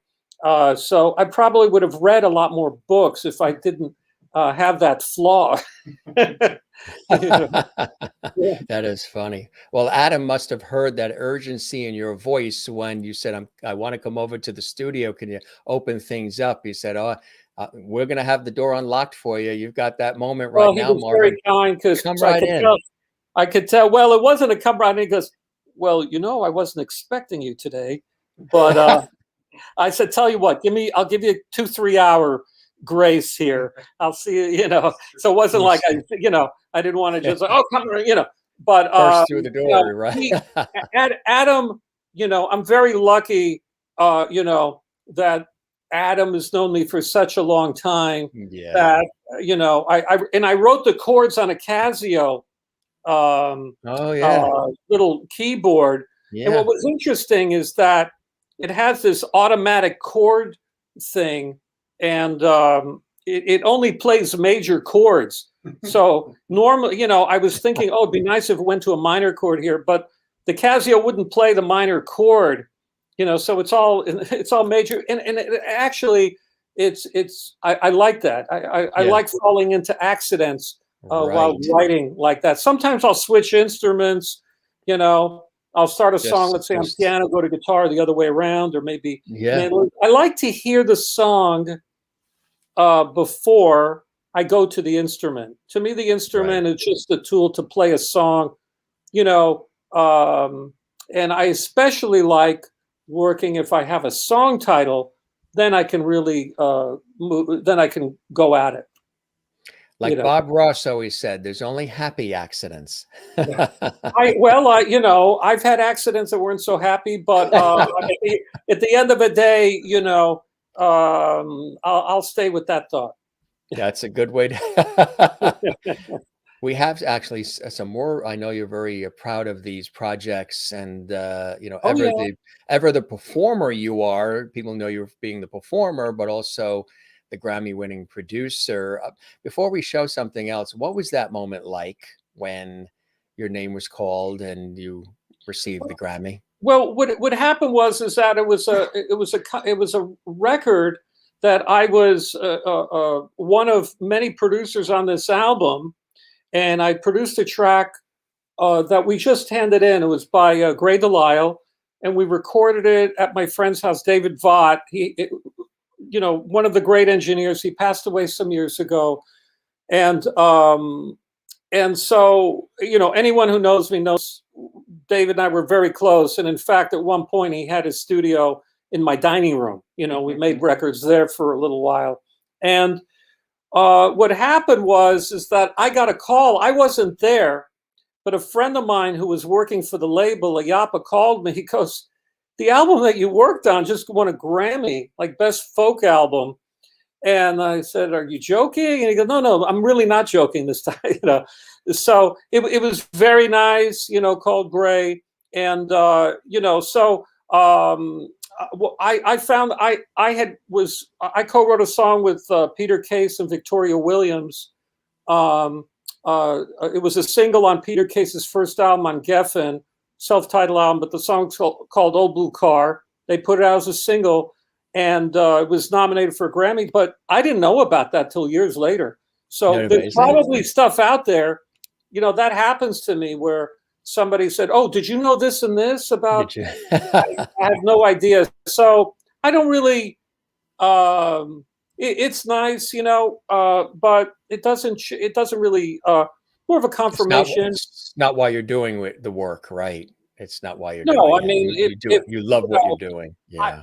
it's like if the let me put it this way: if the Grammys, if the whole Grammy Foundation decide we're going to take off, you know, in the next 5 years, and then we'll see you in 2030, it'd be like, okay, I'm not going to, you know. But if there was no electricity anymore and I couldn't go into the studio, I'd have a big problem. I think during this COVID situation, everybody's come to the realization of the things that really matter most in life, and kindness and empathy and unification Yeah. and, you know, breathing from the diaphragm and going to the ocean and look at the sunrise and set and some of these things that, you know, nobody's had time to do. People are now craving and realizing. What were some things, teachable moments, things you learned about yourself during this sort of downtime, quiet time, this rebooting, this reflective time that we've all been in collectively around the world? Well, what was interesting is that I was actually in this room on March 13, 2020, and I was working on a solo album that I've been working on for a long, long time. And Adam and I, the engineer and I, we finished the session and we go, well, why don't we pick it up next Tuesday? And I said, send me a file with like our best, you know, like our favorite 15. I don't know, I recorded 30, 40 songs for this album over the years. Let's start narrowing it down. I'll start sequencing the record and, you know, final overdubs, final mixing. And so, great, I'll see you next Tuesday. Sunday night, March 15th is lockdown, California. Bang. We all called each other Monday. Hey, ain't no sessions this week. Everything's canceled. The first song I write is a song called Quarantine Blues. And I send it to Zolo. And he calls me and goes, hey, man, I'm getting so many songs this Yeah, week, I'm you sure know, he is. lockdown, quarantine. But he said, you know, Marvin, this is the only song that I like. So we made a homemade video of it, and I sent it to him, and he actually wrote an article You can look it up, Quarantine Blues, and it's the only place to find it. I've never released it. And American songwriter. And so that all of a sudden started where that became my center, was the song. And then later that week, I called up a friend of mine, Bob Duskus. He's in the Bay Area, and he has the label 6 Degrees. And we've been talking over the past year, getting together. He's been hearing new recordings, new songs that I've written. I've been hearing some of the second Holy Brothers record. I've been sending him some rough mixes, work in progress tapes. And he goes, wow, I really love these songs. These great records. But we didn't really, we just kind of kept it at that pace for about a year. Now we're in lockdown. And so I said, Bob, why don't we just there are no all the record stores are closed. All the gigs are closed. There's nothing going on. I said, why don't, I'm going to start a label. Why don't we do a digital distribution deal? And I'll do it through you. And he goes, okay, let's do it. So like in a 5-minute phone call, my label Regional Records was reborn. And so later on that year, we started putting out records in 2020. But as soon as that happened, it was like, now I'm on a mission, right? Mm-hmm. Now my life had more focus than it ever had before. So I was now working with Adam, and I was working with David Leach, the percussionist. I'm sending him tracks because we can't get in the same room together. People are doing overdubs for me in here and in Nashville. Also, I'm finishing up mixes. I finished up the solo album. It's called What's the Mood of the Country Now? It came out, I think it was November, next month, a year ago.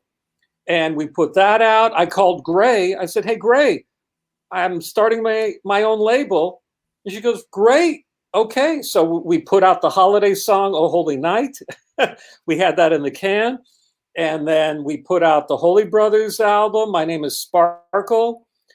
And one thing was leading to another. And there aren't enough hours in the day because I have to, it's a burden of blessings, where yes. I have to, probably like yourself, Jim, like you're doing this, but then there are hours during the day.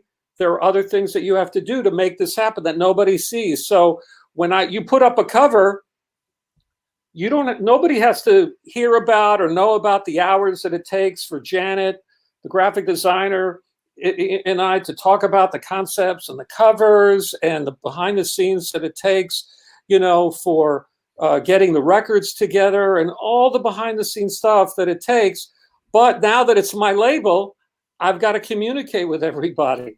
I've got to be responsible for everything to make sure that it hits a certain standard, something that I would be really proud of, from the record production to the covers. So I've got a small group of people around me, from incredible, engineers to graphic design. And Bob is serving as a mentor, and he oversees everything that I put out.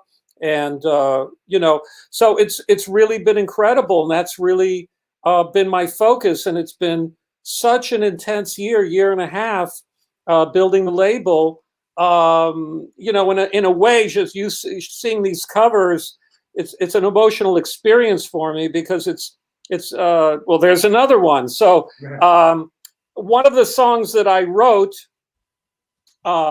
in lockdown was really before the election of 2020, and I was very, very concerned about the state of democracy, about the state of our country. And so I wrote a song called Love Letter to Democracy.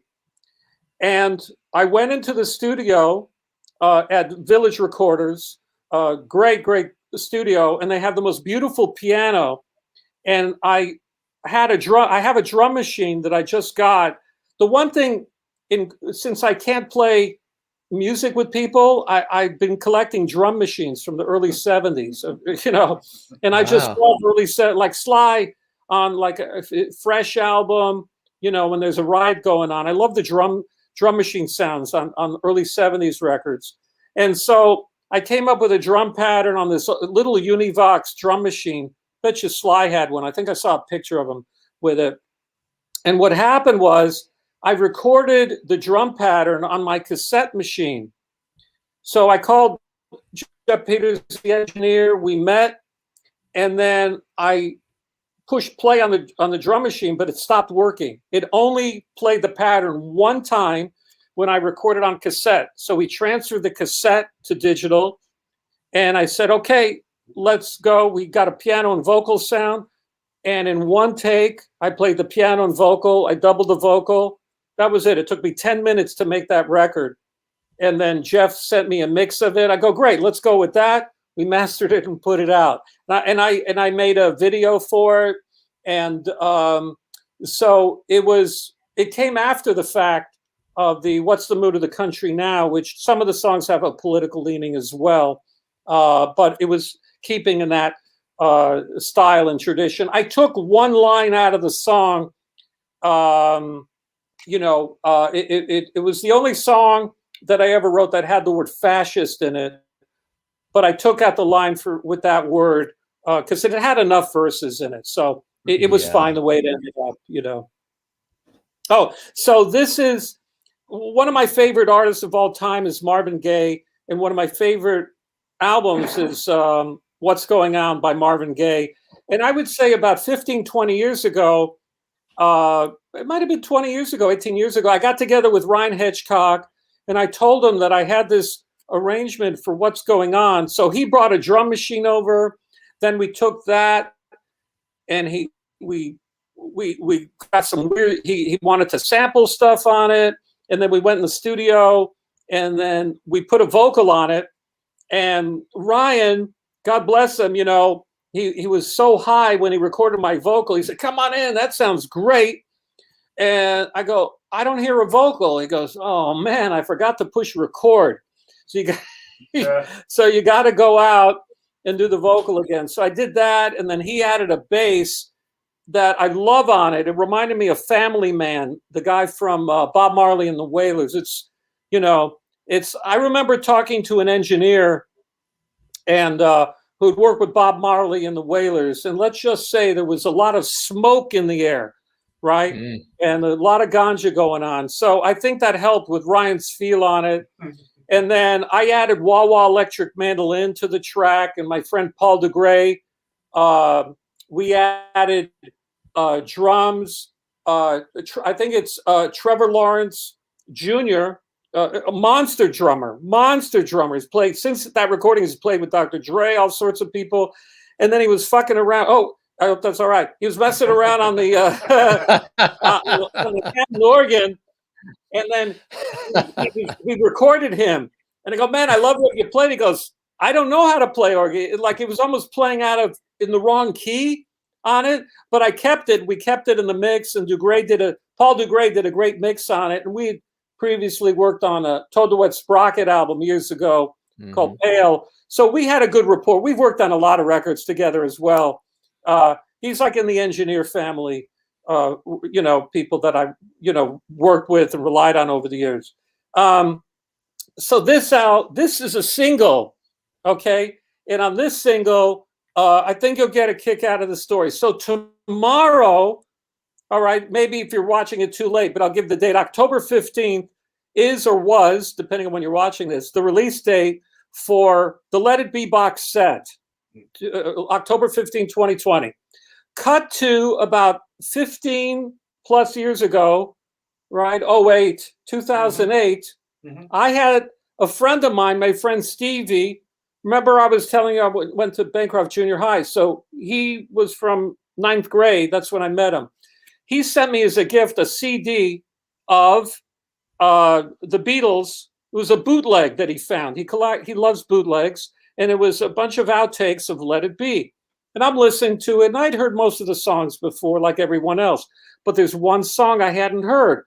So I listen to it again. I'm studying the song. I write it down. I call Adam up. I said, "Hey, I want to record a song." So I come by the studio. We record a quick version of it. I played it for a friend of mine at ASCAP, and he goes, I don't know what this is. I said, it's a Beatles song. He goes, never heard of it. He goes, if you're in New York, go meet with Paul McCartney's publisher. I'll make sure that, just use my name, you'll get it. I said, okay. So I meet with his publisher.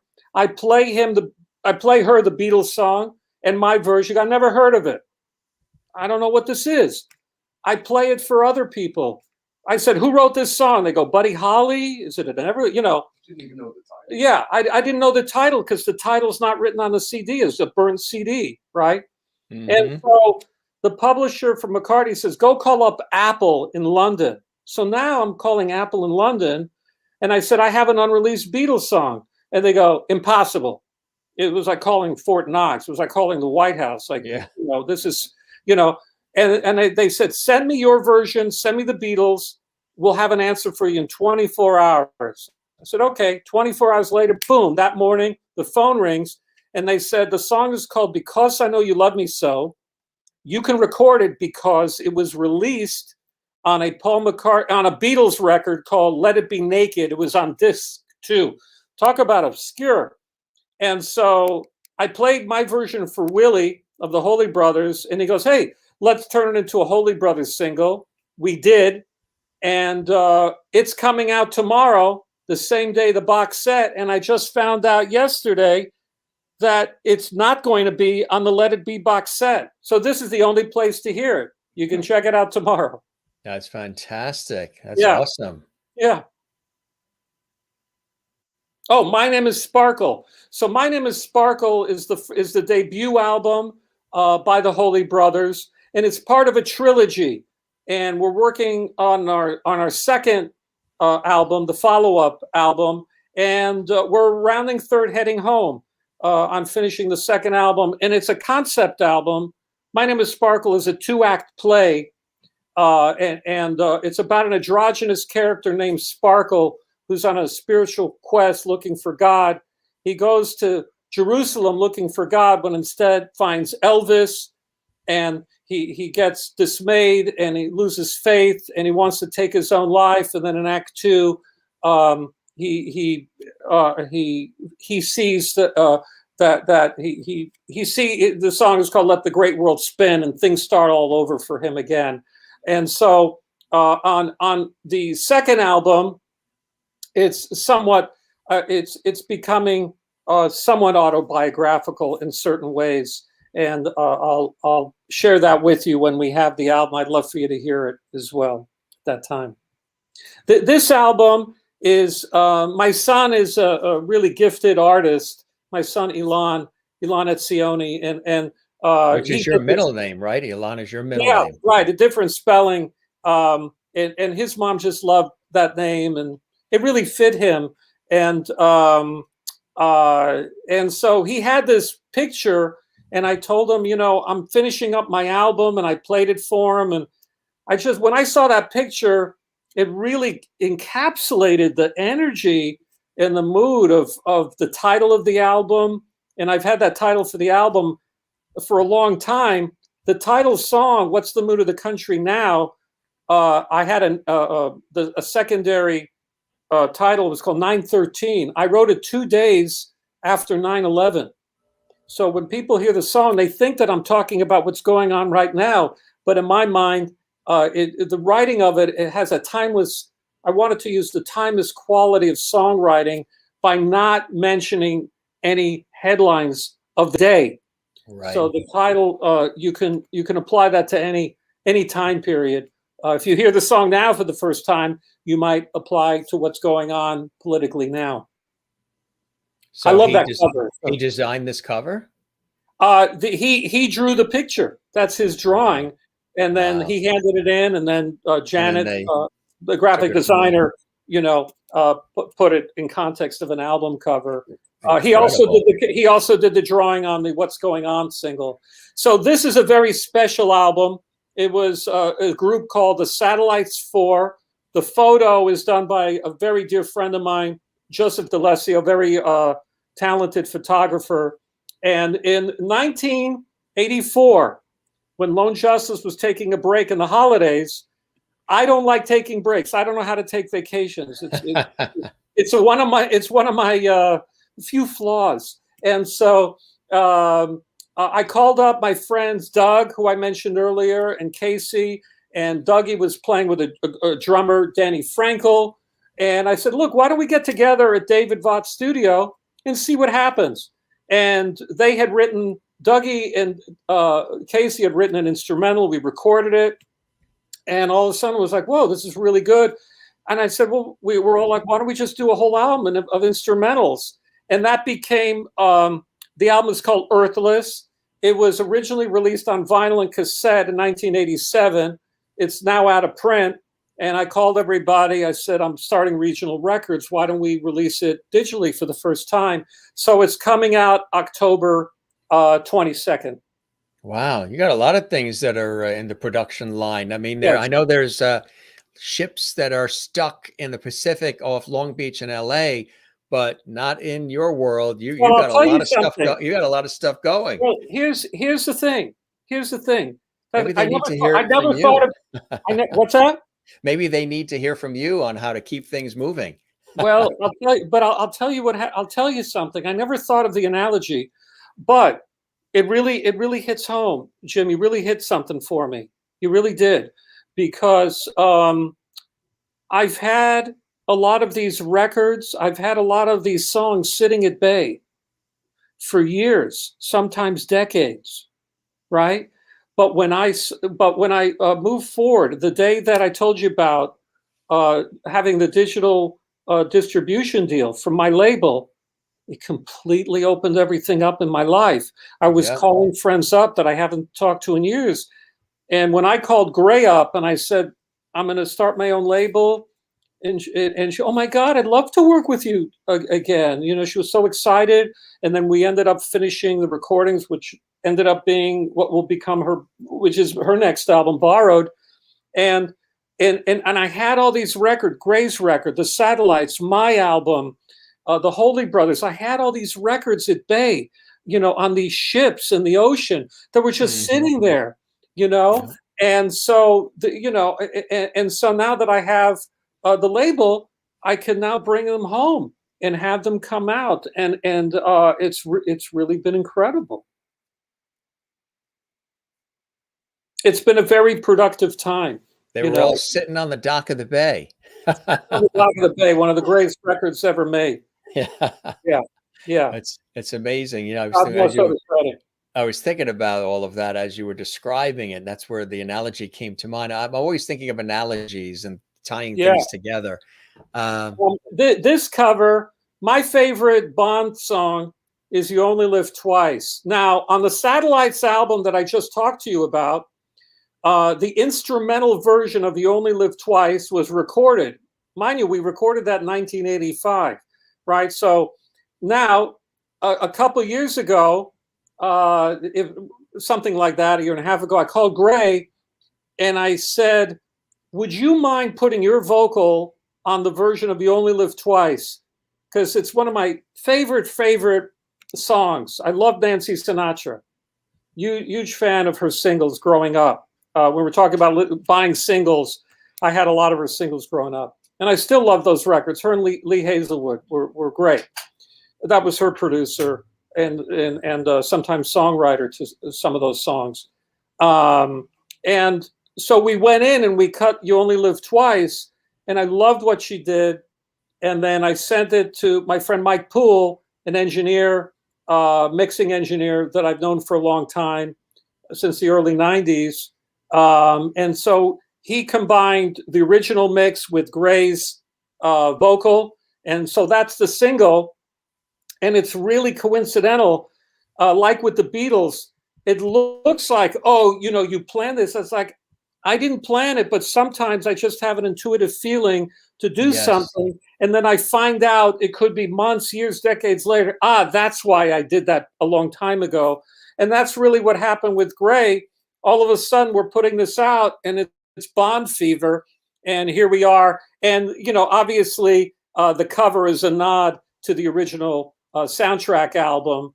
And, you know, thank God our distributor Ingru said, yeah, cover looks great. You know, we can put it out. So, and Janet, graphic designer, put that together, and we just changed the credits with Gray featuring Satellites 4, the original composers, songwriters, and Sasha Matson did the string and horns on our version of it, and it's quite a record. So Lift You Up is another standalone single by the Holy Brothers. It's a song, what happened was I recorded the song and it was going to be on my album, What's the Mood of the Country Now? And so I had sent that song maybe 10 years ago to Frederick, who's an Emmy-winning director for Tomorrow Pictures in Atlanta. And he called Willie up, and his phone was on random, and my version came up, and he called Willie. He said, Willie, you got to turn this song into a Holy Brothers single. So Willie called me, goes, what do you think? I go, I've got enough songs. I can take this song off my album and we'll put it out as a single. So we booked the time. We went in. Freddie directed the video. And that cover is actually, I think, like a still shot from the video. I just love that picture so much. And then it was Freddie's idea. Really, he's like the co-producer on the track because he had the idea. There's a guy, Stefan Ferguson, and his gig is to emulate and bring back the voice of Martin Luther King Jr. Wow. And so he's on the record, actually, in the voice of Martin Luther King. And so you can hear him on the record. I sent the track to my publisher, and they go, Marvin, we're going to have trouble clearing this because we got to go to the Martin Luther King estate because, he's using some of Martin Luther King's words. I go, no, I wrote it. It's just in his voice. So some people think it's like, it's the highest flattery because I'm such a huge Martin Luther King Jr. fan in terms of, I think he was a prophet, of our, he was, we got to meet he was a real prophet from my point of view. And he is, so it was to me the highest compliment when someone would think that just because he's using that voice, that it was actually the words of. But it's a song that I wrote, and it was a really fun record to make. And we're talking, there are actually remixers who have expressed interest in wanting to do like a remix of the song, and so we're open to it. The Williams brothers. Very, very close friend. They're twins, and born February 22, 222. And they made 3 albums for Warner Brothers in the early 90s. I co-wrote a song with David, who's the one on the right. It's Andrew on the left. And we co-wrote a song called Can't Cry Hard Enough, and that became a hit for them. Paul Buckmaster, who did the strings for Elton John and the Stones, Coldplay, all sorts of folks. He did the string arrangements on that record.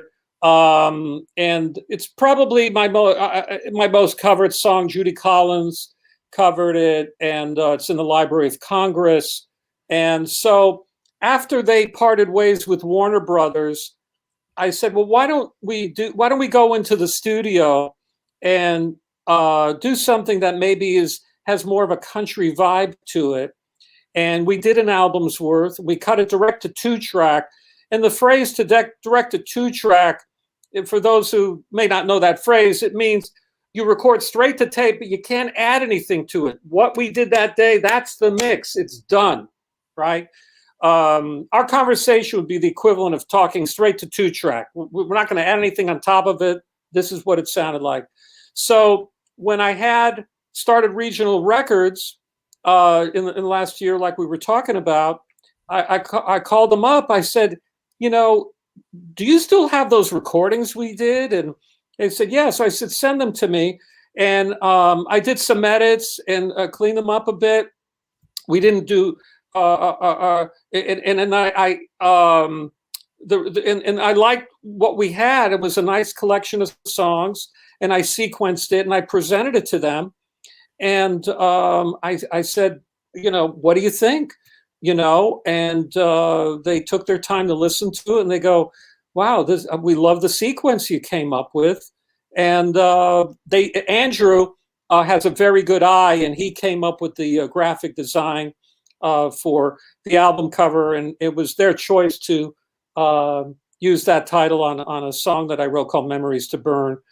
They love that title, and I said okay. And so it's partially some songs I wrote, and then there's some covers on it, including a Dave Davies song called "Death of a Clown," originally recorded by the Kinks, and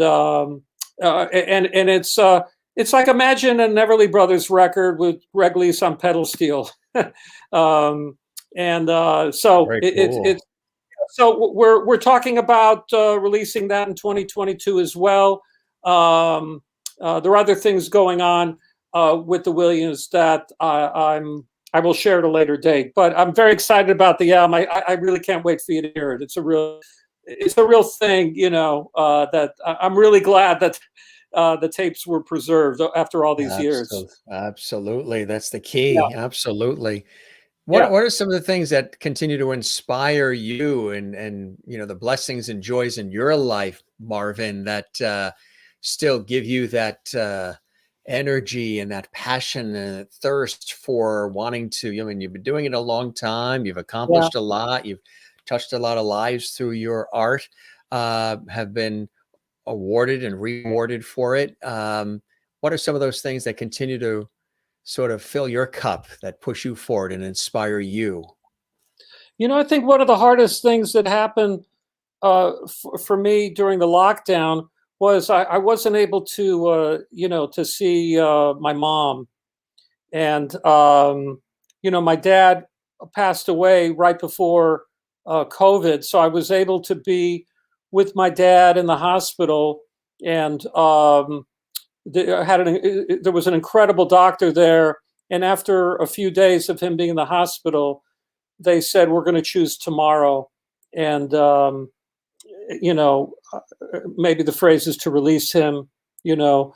And so, would you like to be in the room with him? And it was too much for my mom, and so I stayed in the room with him, and I held his hand for the last half hour, 45 minutes of his life. And, he wasn't a very communicative person. He kind of kept to himself, um, didn't necessarily relate to what the path that I chose for myself as a songwriter, producer, artist, and he didn't like the Beatles. But at the end of his life, and that day, it was such an incredible gift that he gave me when I was there. What I would say is during that transition, it was really powerful. And the doctor said that the last sense of our senses that we hold on to, the last one is hearing. So she said, if you talk to him, he will understand you. He will not be able to speak. And so I would talk to him, and and when I would do that while holding his hand, I could feel all of a sudden the hand, becoming a tighter grip. And the doctor looked at me, and I could tell it was having an emotional impact on her as well. And she said, "He understands. He feels and hears you," and it was incredible. And then when COVID hit, I really didn't get to see my mom for about a year. And um, family, I think, is the most important thing. And I think if I was to say, what is the gift to remind each other that it took a year till I could see we talk on the phone, from time to time, but there's nothing like just hanging out, whatever, going to a falafel restaurant or, and, so family and also, to be there for my son, people, that are in my life, and you start to realize, who's in your life. I'm going to share something with you, Jim. You're a very special person, Jim, and I'm going to share something that I've gone out of my way to not share publicly. There are certain people that know this, but 2020 was my second lockdown. in 2019, I was diagnosed with leukemia. It was called hairy cell variant, and I was introduced to a doctor named Dr. Decker at Cedars, and to make the long story short, I went through chemo and all the treatments, and by 2020, he said I'm done and I'm okay.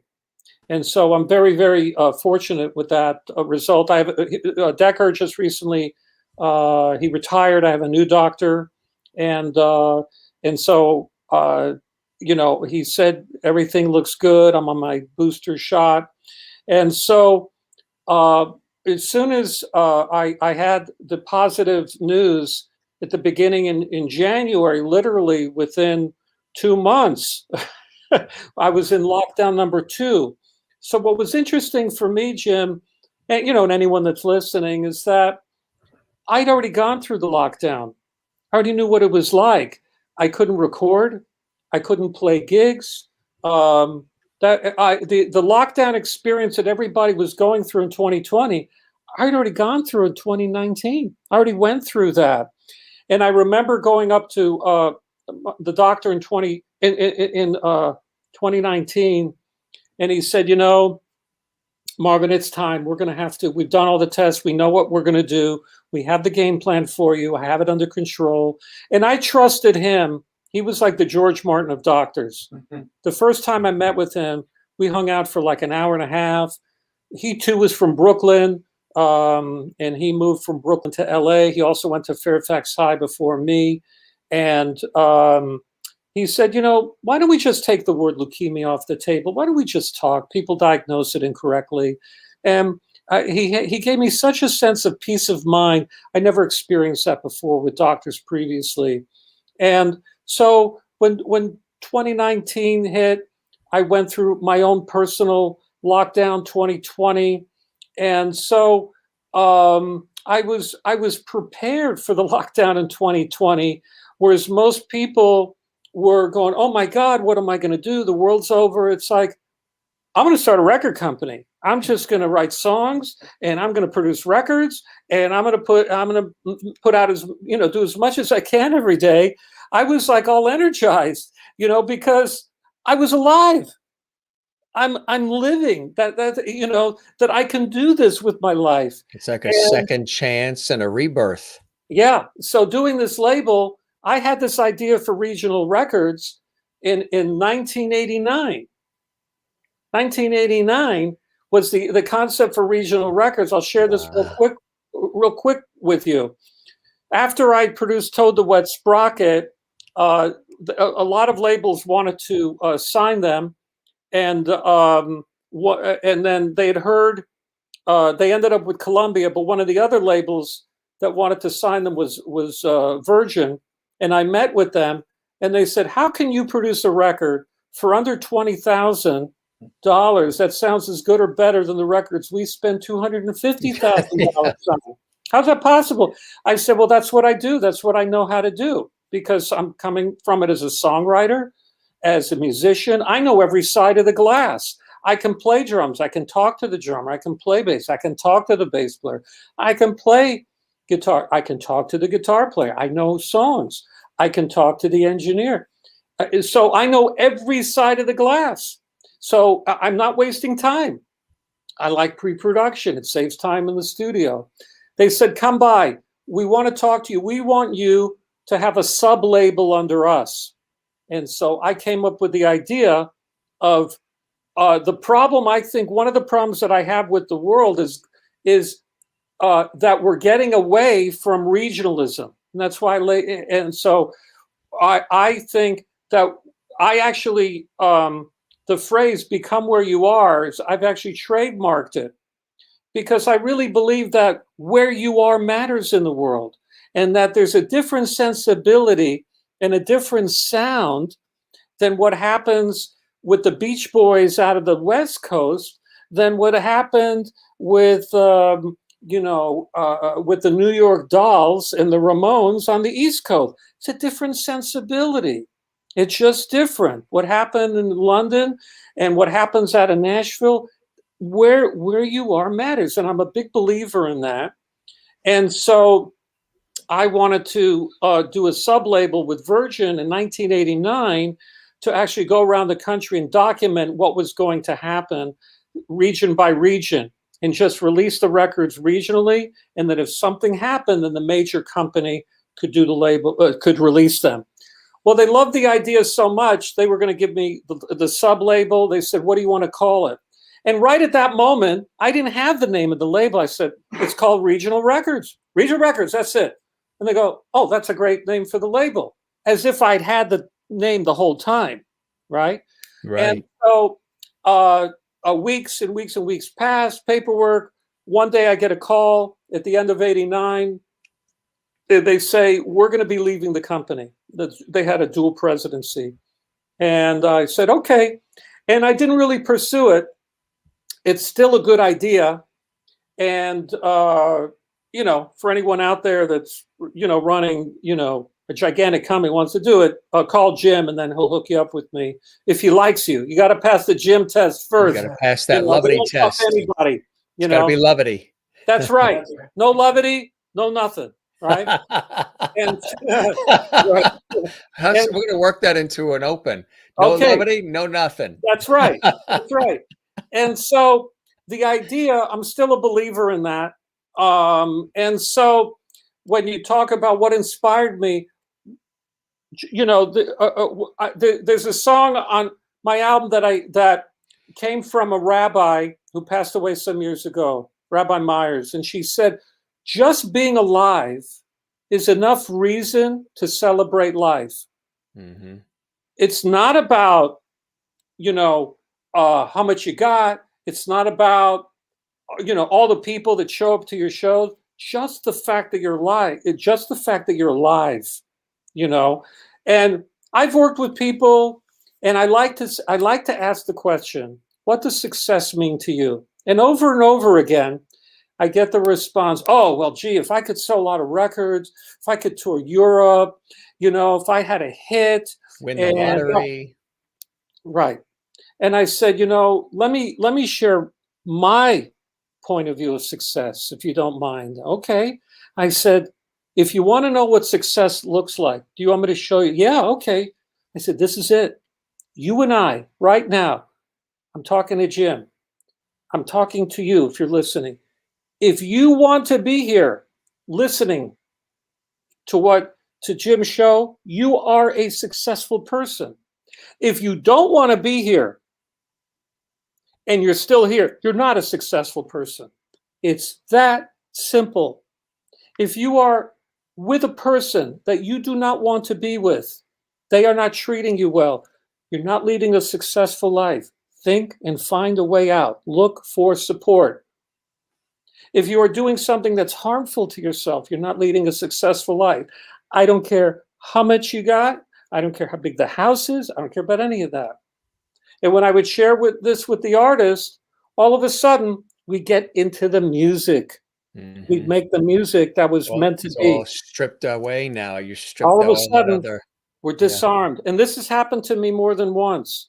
And I would ask the artist after this conversation, I said, what label would you like to be on? And I said, don't show it to me.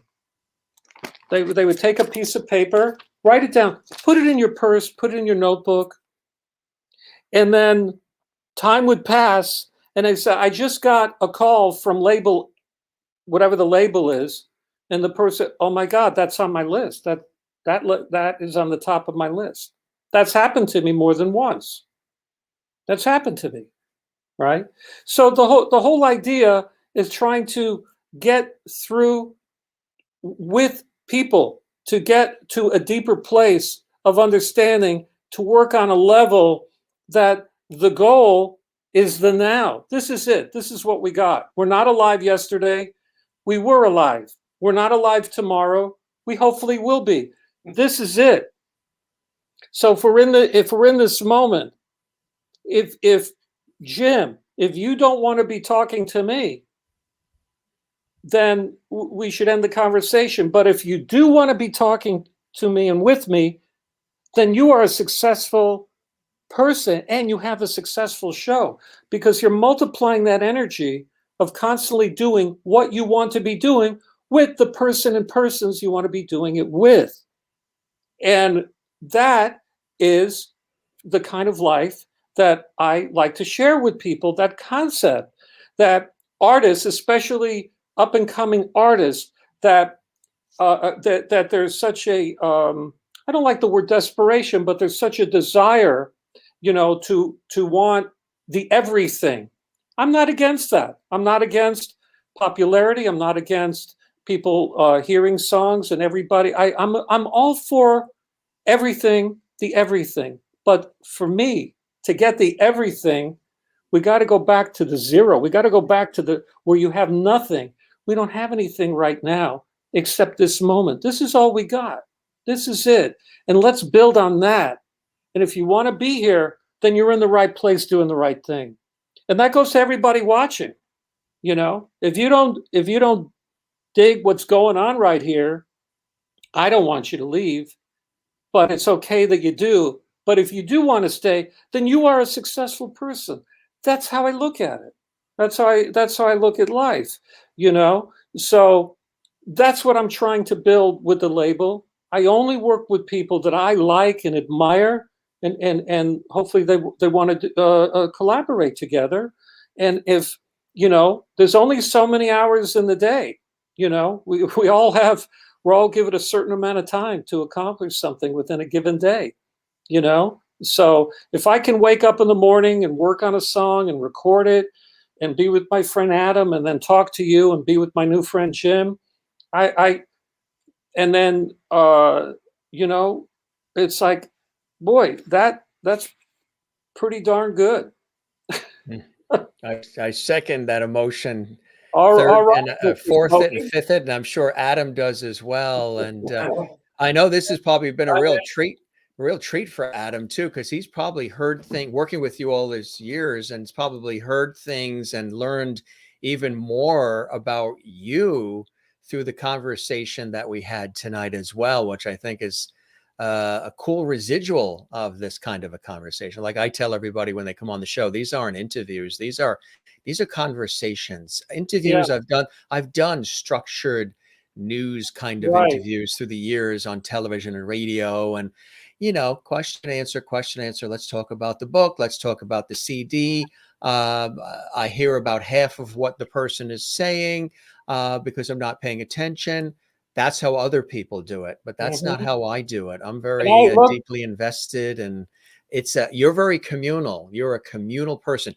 You seem so much like me in so many different ways, and you like to be in that movie theater, and we're all watching the Titanic sink, and we all feel that same emotion collectively, even if it's for a short period of time, but we're on that same human level, that raw human level, that deep, this is what it's all about, Alfie bit, when we see that Titanic sink.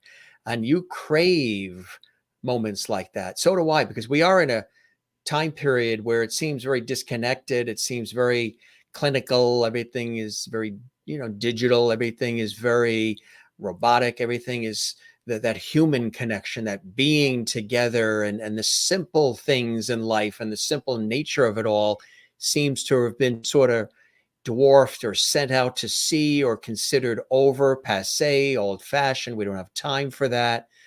To me, without any of that, everything else is just a drag and it's dull. When I do something, I require reflection. I require savoring. I require, wow, look what we did. Look what we accomplished.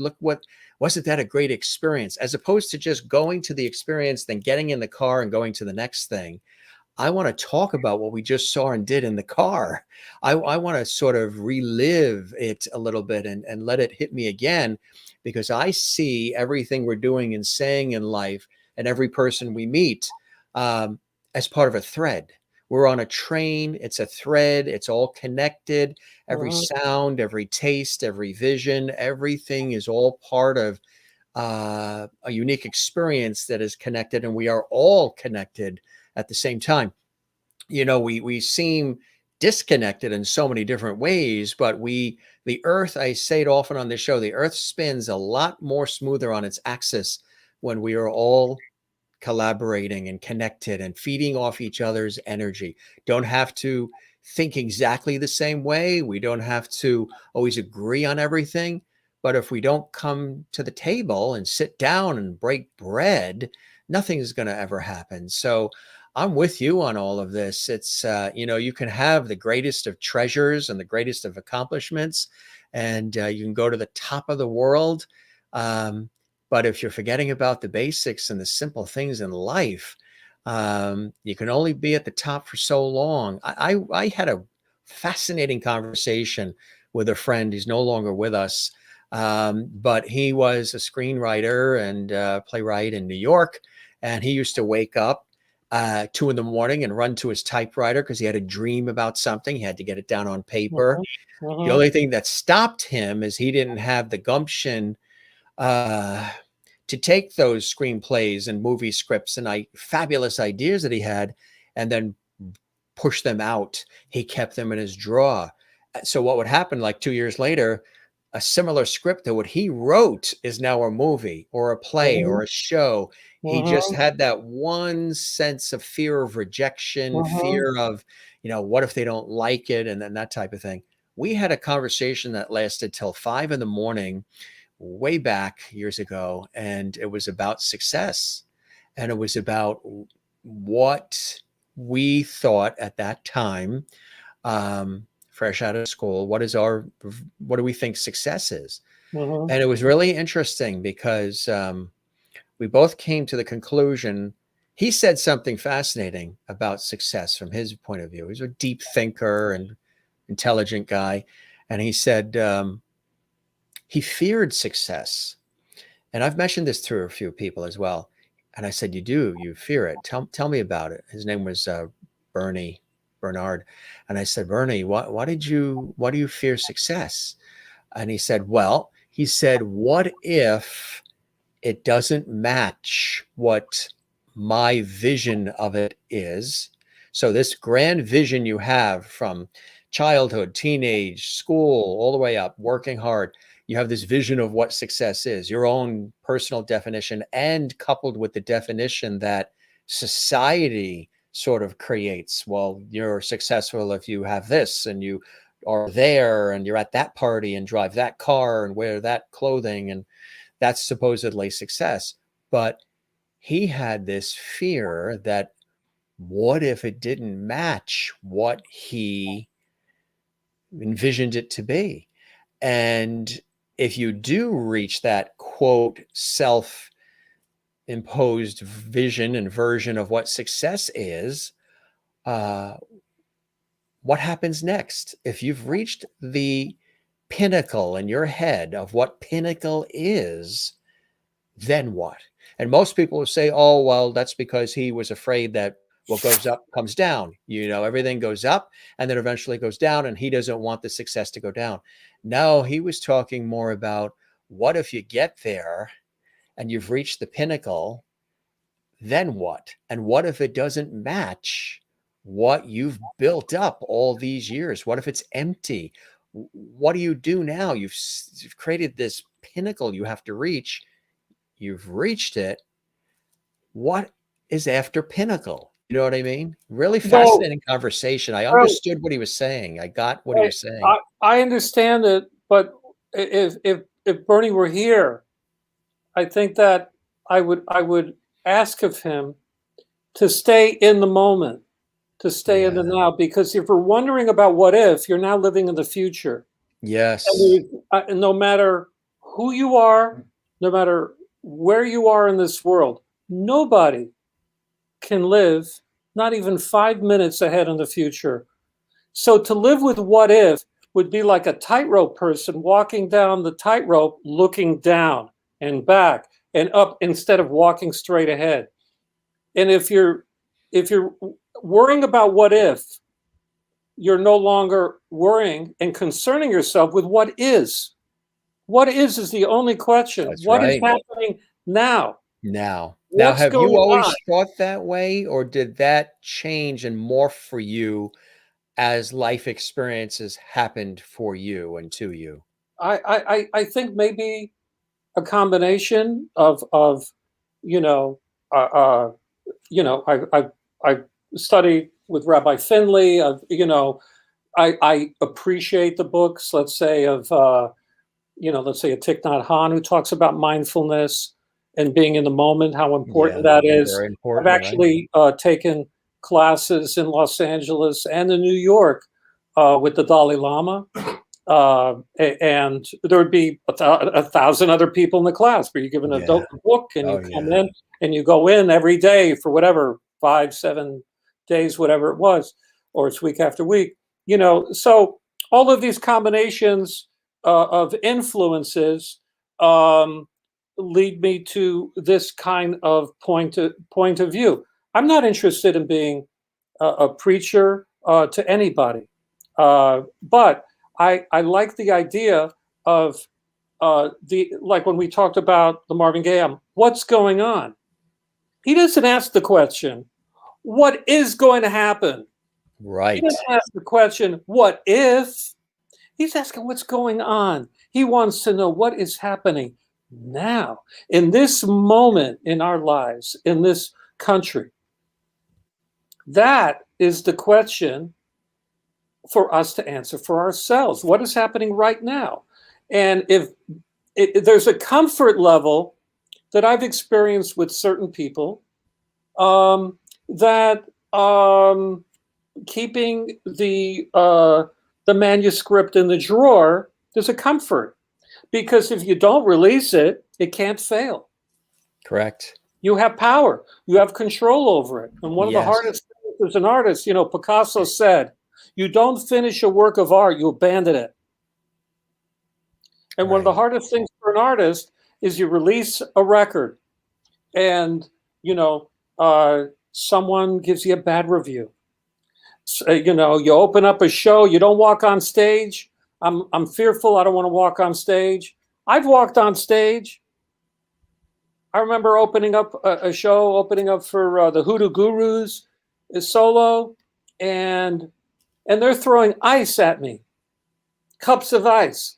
It just so happens that they were throwing cups of ice. I knew that they were wrong. And so when they did that, I turned to the violin player. I said, "Want to do another one?" She goes, "Hell yeah." So we did another one. Boom, more ice, more cups of ice. And she's wearing a beautiful white dress, more cups of ice on me, on my Mm. mandolin.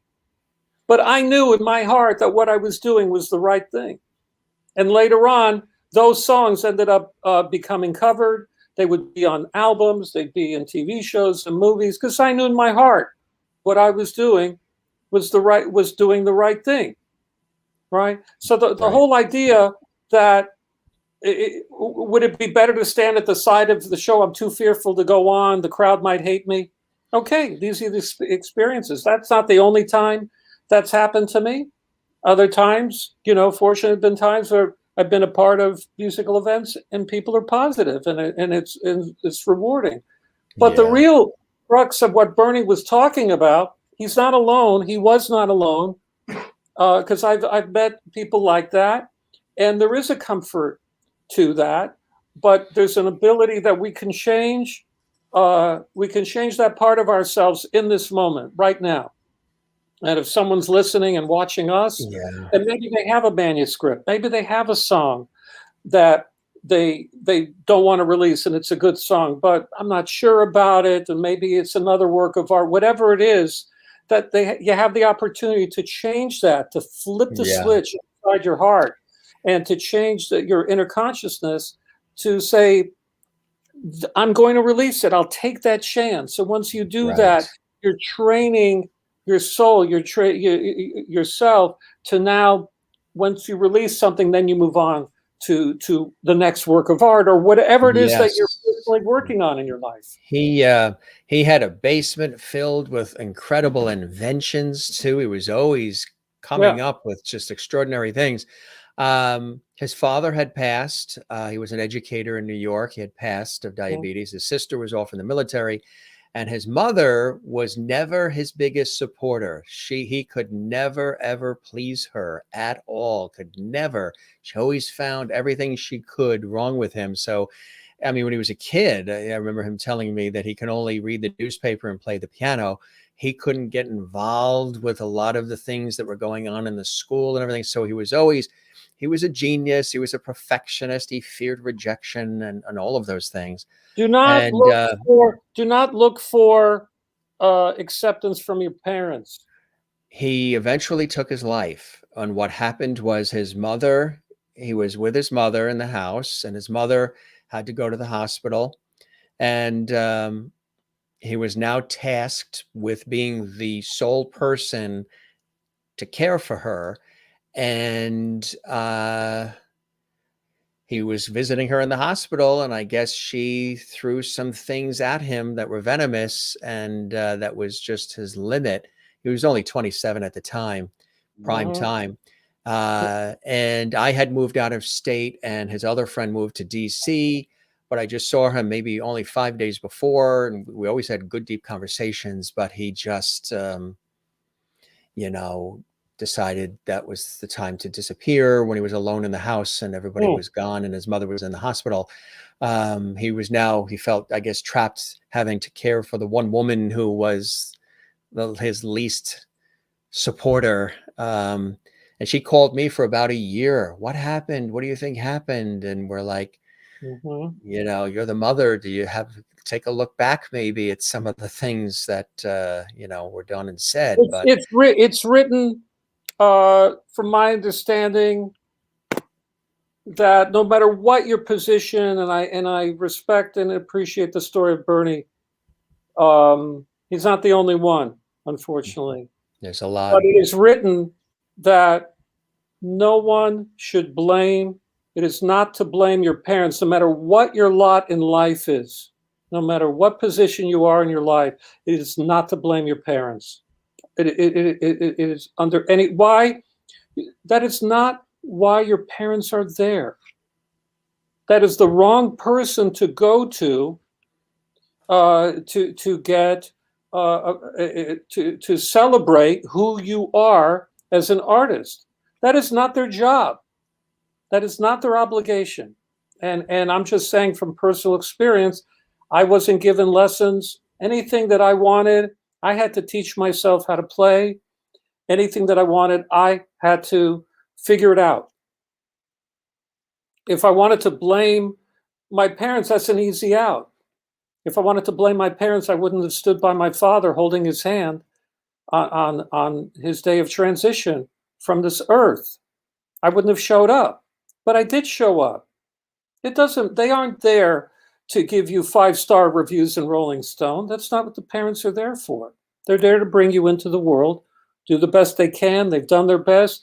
Now send your movie out and send your record out to Rolling Stone and see if they want to do something with it. That, enter the real world.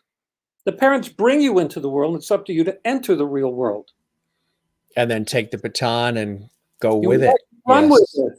Run with it. There's no room and there's no time to blame your parents. This isn't the only time I've had this conversation with someone who's, you won't believe what my mom said and my dad, you won't believe what my dad said. Everybody has a mom and dad who ain't listening. Everybody. Yeah. Everybody. They don't understand me. You won't believe it. When I was young, they did this. And then last year, I showed them my painting, my song, my script, whatever it is. Yeah.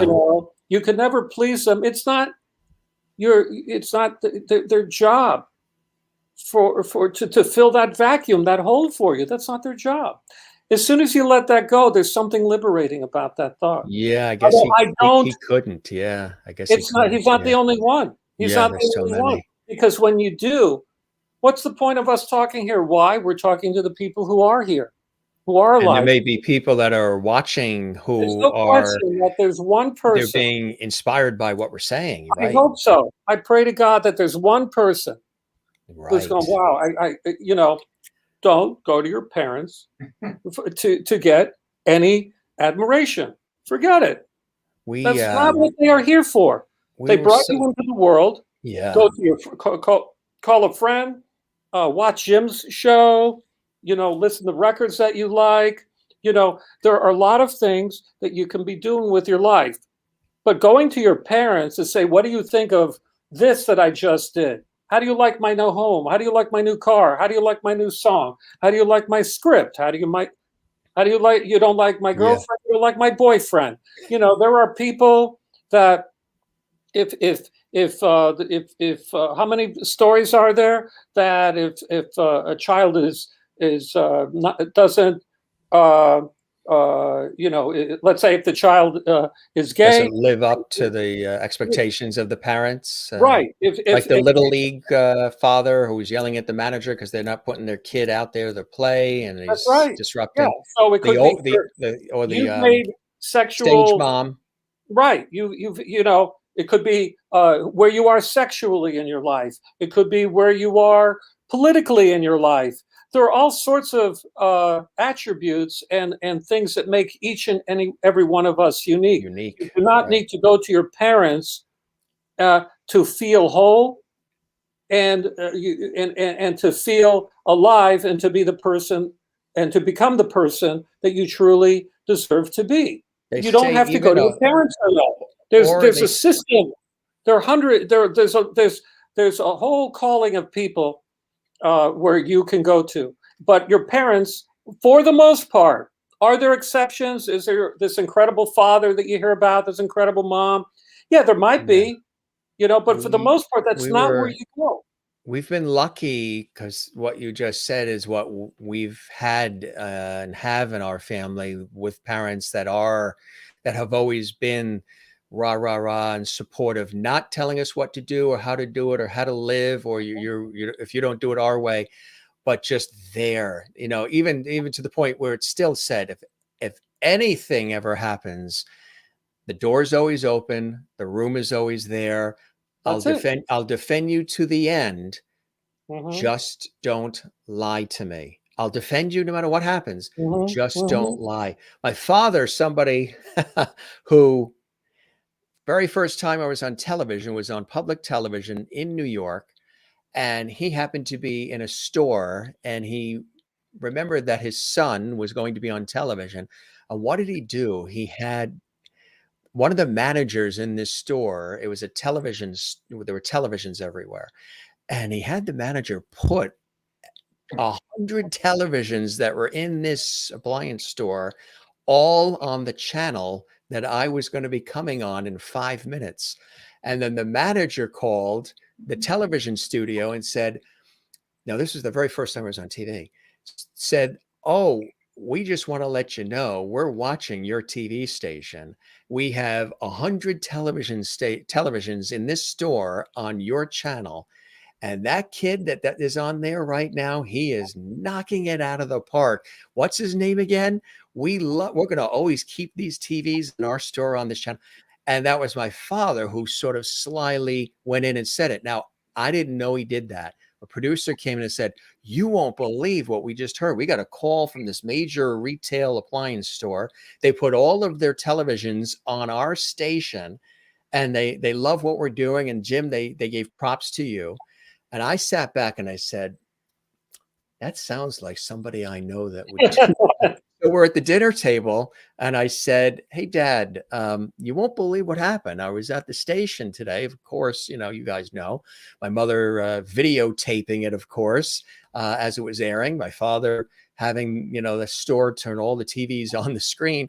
I said, "You won't believe it. We got a call from this manager at the store who said they put all their televisions on this one channel that I was on, the public television station.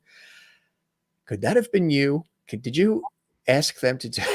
And he looked away and he sort of giggled, and I said, "That was you, wasn't it?"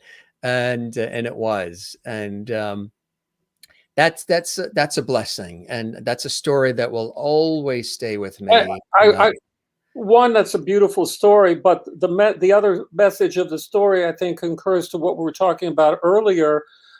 You didn't go to your father for the recognition, No, it right? came. It, It it, came it out of came something. because you went to the outside world, ended up on PBS, and then he was able to respond. That's the job of the parents. If they want to respond to what you are doing, that's great. But to go to them before you go to PBS and beg whatever them their to do opinion is, that, it right? doesn't matter. It Right. doesn't matter what if they say, well, you're not ready yet. That happened to a friend of mine. He was very young and he wanted to go into one field. And his parents said, no, I don't think you should do that. So he didn't. And to this day, he still talks about it. I wish that I had gone into that other field. He didn't go into it? You know, He didn't, because say the the last part again. parents, he didn't go into that. He ended up not going into that field, huh? As a result? No, no. Mm. But it's like, okay, because the parents said, no, don't do that. You should do something else. He ended up doing something else. He's fine. He leads a good life. That's fine. But he still talks about that moment. He still talks about it, how he was dissuaded from going into Did he leading a hold it life that he against his really, parents? really wanted to lead. Did he hold it against his I don't think parents? so. I don't think. That's good. Yeah. No, I don't think that he did. But he talks about it. He talks about, it was like he had a particular passion for something. And, so it's a choice. I think that we all have, and maybe it applies to each and every one of us in a certain way. That right. Maybe it wasn't our parents, maybe it was someone else that says, oh, you shouldn't do that. And you look back, it's like, why didn't I do that thing that I really wanted to do? Anybody. Yeah. Right. Yeah, Exactly. and conversely, sometimes there are teachers that encourage you to go into doing a certain thing. I'll share something with you about getting discouraged. When I was 15, I went to a temple confirmation class in LA, and we had to write a term paper, and the teacher said you could write about anything you want as long as it's a subject that we've studied in class. So I went up to the teacher privately and I said, I want to call my paper God. That's going to be the name of the paper. And the teacher said, well, okay, we're at a temple, do that. And I got really into writing this paper. And I spent a lot of time on it at the time. There's no computers. It's like I'm going to the library all the time, and I'm quoting Elie Wiesel and various authors. If there was anything that I quoted or got from a book or a song, I put it in quotations and typed it myself, double space. If you make a mistake, got to white it out. It's not like today with a computer. Totally different. Everything just took 10 times as much time to do something. I hand in the paper, and the way that they did the grading system is that they had various teachers look at the paper and comment, and they all circled certain lines in the paper, and on top, I think they gave me like a C- or something, or I can't remember. I don't know what they gave. It was not a good grade. And basically, the comment on the top that all the teachers agreed on, they said, we don't believe that you wrote this. And one of the lines that I wrote in the paper was, God is a reality within the fantasy of us all. And they circled it and they said, you didn't write this. And it put me on a different track in my life, because when I did write that, and it was until the last year that I wrote a song called God is a Reality, and I actually put that line, it came to me to put that line in the song after all these decades later, years later. But it put me on a different track because I was interested in studying spirituality. I was into the writings of Elie Wiesel, of the writers as a kid.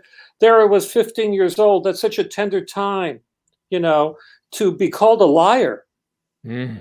And nobody said, it wasn't like they called me in, we need to talk to you, will you talk? It wasn't like that. It was just like very dismissive.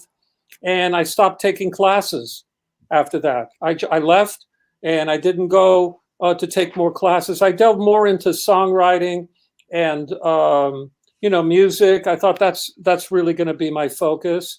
And the end of the day, that's what it was. But sometimes one person or one group of people, it could be teachers, it could be parents, that could sway you, a friend or maybe someone you're involved with, that could sway you away from something that you really love and believe in. It didn't stop me from pursuing writing, because when I wrote a song, I knew that I wrote it. Nobody could tell me otherwise. Mm-hmm. Right? But when I had to get their, quote, their permission, it's the equivalent of Bernie going to his mom, go, Mom, what do you think? She goes, I don't know. I mean, is it The Godfather? What do you want? Right? So, right? She probably did. Yeah, right. Yeah. So I've met people that I knew this one guy who was an author, and he goes, "Yeah, I just put out a book, and I showed it to my parents." They go, "Yeah, so, what do you want? An award from us?" You know what I mean? This goes on all the time. We're going to the wrong source. We're going to the wrong source. Go watch Jim's show. Go to people that are going to potentially help you with your dreams and with your life. If you go to the wrong source, do you really think that on the 20th time you go back there, the first 19 times they go, what's the big deal? Do you think on the 20th it's going to be right? No, probably different. not. No. But people go back on the 20th time, 21st time, and finally, unfortunately, for someone like Bernie, he made a final decision. But sometimes in our own life, we can make that decision temporarily. We can shut down temporarily. We can live a life as if we're not alive. Right. Just because we didn't pull the final switch doesn't mean that we're fully here. We can shut the door on each other. We can turn out the lights and still be here because a parent, a loved one, someone in our lives said, well, what's the big deal? You're not that special. What you do is really not that great. Who you are, what are you, Sinatra? You think you're a singer? Right, I mean, these kind of things are said all are said all the time. They sound funny, right? And so it takes a very it takes a certain kind of perseverance, right, to get past that. It really does, and so life is made for everybody, but there's certain events that happen in life that are not made for everybody to experience. It's too painful, right? But we got to be there for each other to remind each other that when painful moments of life happen, we have to remind each other that to ask, how are you doing right now? Well, I'm watching Jim's show. How's that going? Great. Okay. Well, then your life is good. Start narrowing it down. Narrow your decision about how your life is going into the now. And when you're drinking a glass of water, look at the miracle of that water, what it took to create that glass, what it took to get that water into that glass. And you drink that water on a hot day, you go, this is incredible. This moment is incredible. And then you start adding these incredible moments, and that's called a day. And you add up those days, and pretty soon you have a life that's pretty good. But the thing is, right now you're drinking water out of a box. I'm drinking. You're absolutely right. I showed this earlier to Jim, right? And so we're not officially sponsored by Boxed Water is Better, but I like it. There's a little place in Pasadena. I go there, and I always bring one for Adam, the engineer. And last week we were recording with the great Greg Lease, and I brought him a box of water, and he got a kick out of it. So anyway, I like it myself. I like boxed water. I prefer glass. You can't go wrong with a glass bottle. Really anything, You know who else likes that box of water? Somebody who's been watching along throughout the entire episode tonight of the Jim Master Show Live in this conversation. Somebody that's my sidekick that usually shows up towards the latter part of the show. Okay. He just wanted to say that you knocked it out of the park, kiddo. And he has a direct connection to God because he played God in the movie. George Burns is with us. That is fantastic. That's usually the reaction we get. I love that. And he's got his cigar. See it? There it Yeah, is. And yeah, he made it to 100. He played God, and yeah, he said, "You knocked it out of the park, kiddo." that is beautiful. That is Yeah, beautiful. this was my You're not aunt. able to. He's not like a ventriloquist kind of No, puppet. it's an actual doll on a pedestal that comes Wow, in a special box.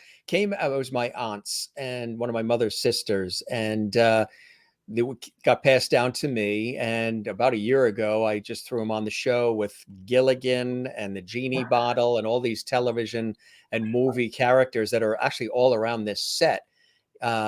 Dream of Denver, Bob Denver's wife, Bob played Gilligan, sent me the Gilligan doll when she was a guest twice on the show. wow, But this was my aunt's, and she collected dolls, and this came out when he was 100, sort of a collector's commemorative doll. So wow. I whip him out at the end. It puts a smile on everybody's That is faces. And, beautiful. he's my Ed McMahon. Oh yeah, yeah. I love it. Love it. So he knew what, Beautiful. I guess he knew what life was all about. This Yeah. was really amazing. I hope the show met whatever expectations you had, my friend, and you enjoyed the time with me Beyond, as much as I have with you. beyond, and I reach out across the 3,000 miles, extending a hand of friendship to you, Jim, from the bottom of my heart.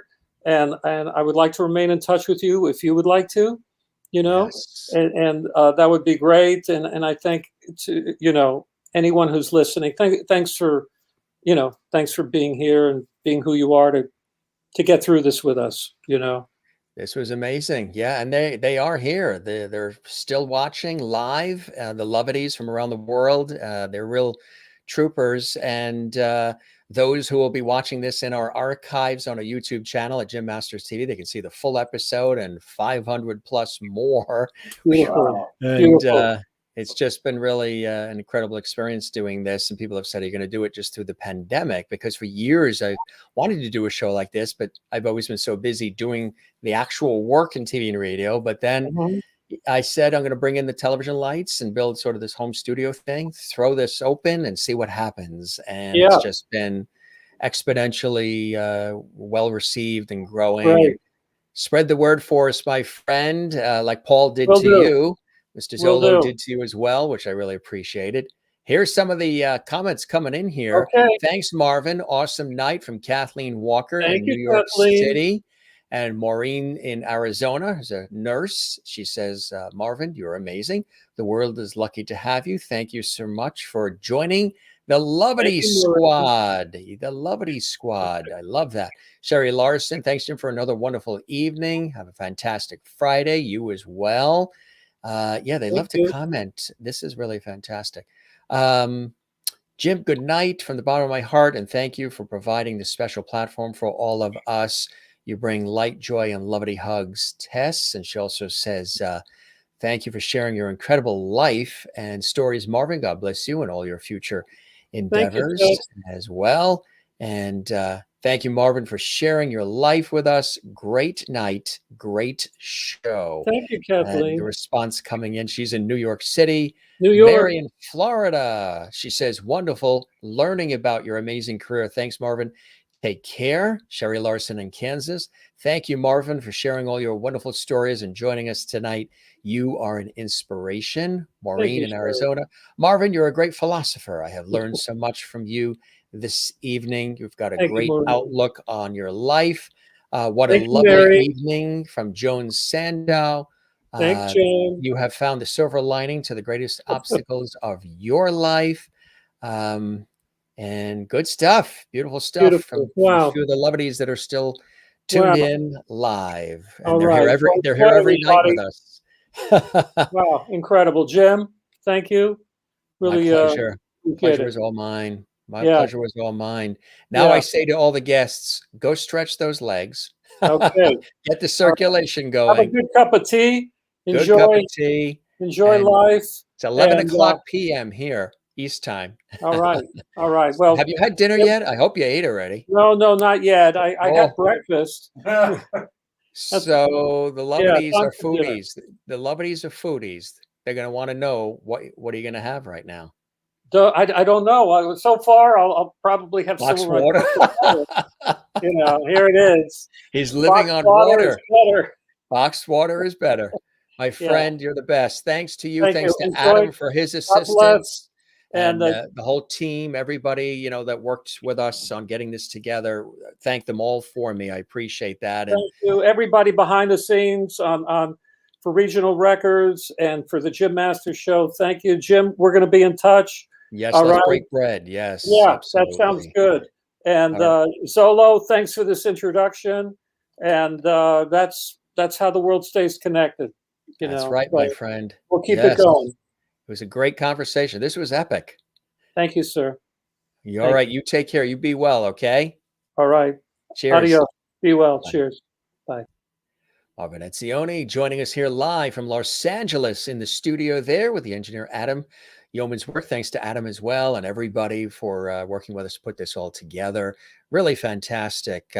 These conversations on our show go in so many different directions. Sometimes we talk about, some of those basic things that you expect us to talk about, the career and the accolades and the this and the that and what are you doing next and what have you done and all of that. But as you guys know, on our show, whether it's entertainment, lifestyle, no matter what the category, Broadway, Hollywood, television, film, food, music, comedy, sports, inspiration, whatever it is, we always have a great time together. And we always sort of do a full circle with this show because it's conversational and it's freestyle. Marvin had no idea what questions would be asked. Sometimes I don't even know what I'm going to ask. I'm deeply listening and I form the questions, threading onto what the guest, or even in a regular conversation with somebody in the supermarket, I'm listening and then I'll thread something. I'll find something relatable in my own life that I'll connect with what they're sharing about theirs and their experiences. And then other people like yourselves, our viewers, our lovedies who we cherish from around the world, who are still with us right now, you bring in your comments and you sort of tie in some of the relatability that you have to what I'm saying as your host. Our guest says as well. And it's a communal experience. It isn't just a host, pontificating. I'm the host, everybody bow and listen. I've never been that way, even in my professional work in television, radio, stage, or film. It's always we. We've talked about this on the show. I say we so much. I've actually had people tell me to not say we as much, that there are a few things that happen that I accomplish that are I, and that I should take the I and relish the I. It doesn't come naturally for me to just say, I did this, I am this, I'm always, or I, like Ricky Ricardo said. I'm always a we person, but I've learned through life experiences and many people telling me, there are a couple of times you do have to do the I because only you were the one that did it. But I like to share it. If I did it and I accomplished it and earned it and whatever, and I do like to earn things, I like to share it. I find still some way to thread it together and blend it with others. Kathleen Walker enjoyed this conversation so much that she did one of our super stickers, which you can do in live chat when we're on YouTube on our channel, Jim Masters TV, the Jim Masters Show. That helps support the show and everything we're doing. We just did a almost 3-hour live show, and it's 11:15 at night, and we're still here. And we started a little after 8. I won't be going to bed for a while. I'm too wired. I'm sure Marvin is going to have to come down a little bit and decompress from the conversation as well, if you're really into it. Another great show with great conversation. Thank you, Mary. And again, Kathleen, thank you for the super sticker and support of the work we do here and the fun we have at the Jim Masters Show Live. And Kathleen, we've got to break bread in New York City too. Let's put some ideas together. We've got to, the holidays are coming and NYC is going to be decorated to the hilt. The tree's going to be up and we got to go check all that out. The last time, boy, how long ago was it? 2 years ago, at least because of COVID. But Kathleen and I were on the Rachel Ray show together in New York City. And she works for my hometown team. She works for our New York Mets, which are not in anything this year. But we usually get the chance to see her at Citi Field too. And she's been at Carnegie Hall when I've emceed at Carnegie Hall. You're the best, Kathleen. Thanks, Jim. Have a great night. Good night, all. Lovely hugs. and can't wait for a real hug. I know, yes, a real hug is coming soon for sure. Maureen in Arizona. This was a sensational conversation. I was glued to every moment. I know you were. I knew you would be, Maureen. I know that. Thank you so much, Jim. Maybe we should have Marvin come on our Jim Master Show Lovity cruise that we do to Bermuda. Yes, we're working on a cruise, a Lovity cruise, and a lot of the guests and many of our viewers want to go on that. So we're putting that together for 2023. We're talking about 2022, but 2022 in the first half, probably into the summer, is still going to be tricky, and all these supply shortages and just everything going on. 2023 is probably going to be a little bit better. Also gives us more time to plan. But a Lovity cruise we're putting together. And I know you guys are waiting for Jim Master Show Lovity swag. We've got the logo. You've seen it in our new open with our new theme, and done by a dear friend, illustrator and animator extraordinaire. Well, his daughter's the animator. She brought that intro to life with the animation, with the Jim Master Show logo.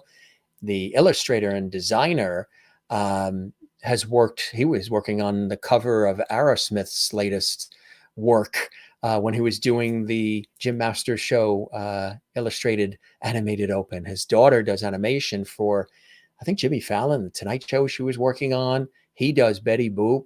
He's been doing it for years. Beautiful, beautiful work. Jim, this was one of the episodes we call epic. You're still with us, Christine. I love it. With such a deep, meaningful conversation with Marvin. Another wonderful show. Incredible stories shared. Thanks, Jim. Good night, all, and hugs. Thank you as well. We have created a beautiful community here. That's why I say this is not an interview show. This is an entertainment, lifestyle, variety talk show. Cavett, Carson, Merv Griffin, Mike Douglas, Dick Clark, with a modern vibe and a modern twist of today. Blending those two distinct worlds together of old school and new school right here. Something for everybody. And every show is something different too. We don't talk about the same subjects. We don't have the same genre of guests or themes. Something is different. And we take you on location, and we do host chat shows, which is just you and I chatting back and forth. St. Patrick's Day, this whole set was green. I had a funny hat on.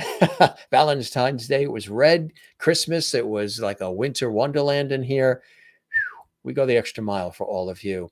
Thanks for all these beautiful comments. We love it. We love seeing all of you. I just want to show you some of the amazing folks that are coming up.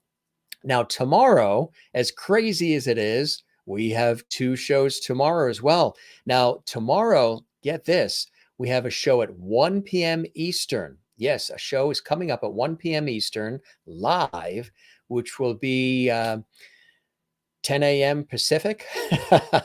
And so I know you guys will be here. If you miss anything, all the episodes are in the archives at Jim Masters TV. And don't forget to subscribe to our YouTube channel. That helps us. Click the notification bell so you never miss any of our episodes. You'll be notified. And also give this episode a thumbs up on our YouTube channel and drop a comment underneath this episode, because that helps us. YouTube sees that, and then they take this episode, they fly it through the air even further. Michael Mott, composer, lyricist, songwriter, performer, live from New York tomorrow, 1 p.m. Eastern, 10 a.m. Pacific. That's going to be fantastic. Then tomorrow night, double Lovity, Kelly Conway, daughter of comedy legend, of course, from McHale's Navy, from the Carol Burnett Show, Tim Conway, the incredible Tim Conway. His daughter wrote a book called My Dad's Funnier Than Your Dad. I can't wait. I've always been a Tim Conway fan. I just love that dry sense of humor. The Carol Burnett Show, one of my favorites, one of my favorite people I've ever had a chance to chat with. Carol Burnett, Judy Collins, Florence Henderson, Aaron Neville, really amazing people. And what I love about them, there's no airs about any of them. They're all, Florence is gone, of course, but Judy Collins, the real deal. Carol Burnett, warm, loving. Aaron Neville, straight shooter. Fantastic people. So Kelly Conway is going to be with us to share the book coming up. That's going to be absolutely amazing. I can't wait. Guess what? On Monday, Charlotte Rae, right? Facts of Life, Different Strokes, all those shows. Legendary actress. Well, her son, Charlotte, is no longer with us, but her son, Larry Strauss, live and direct from Los Angeles, will be with us on Monday. He wrote a new book, Light Man. He's going to be talking about his beloved mother, Charlotte Ray. That's going to be absolutely amazing. We really look forward to that. That's going to be amazing as well. That's on Monday. Then we have on Saturday, a show on Saturday too, 3 p.m. Eastern, noon Pacific. Judy Scott, prolific author, is going to be with us. She was a dear friend of Leonard Cohen. She's got a lot of stories to share about this time on this Greek island with her and a couple of other friends and Leonard. Really amazing stuff. And she wrote all about it. And she's going to be with us on Saturday. And next Tuesday, just a little preview. Now, this is for those who are watching live. We archive our shows. If you're watching this 6 months from now, everything I'm saying right now is past tense, and you'll be able to see all these episodes in our archives. But for those of you, since we do the show live, who are still with us right now live, doing a little programming here, Jerry Mathers, the Beaver, yes, from Leave It to Beaver, is going to be with us on Tuesday. As again, you know, this show has variety, and I love variety. I don't like the same old, same old. I get very bored when everything is just the same.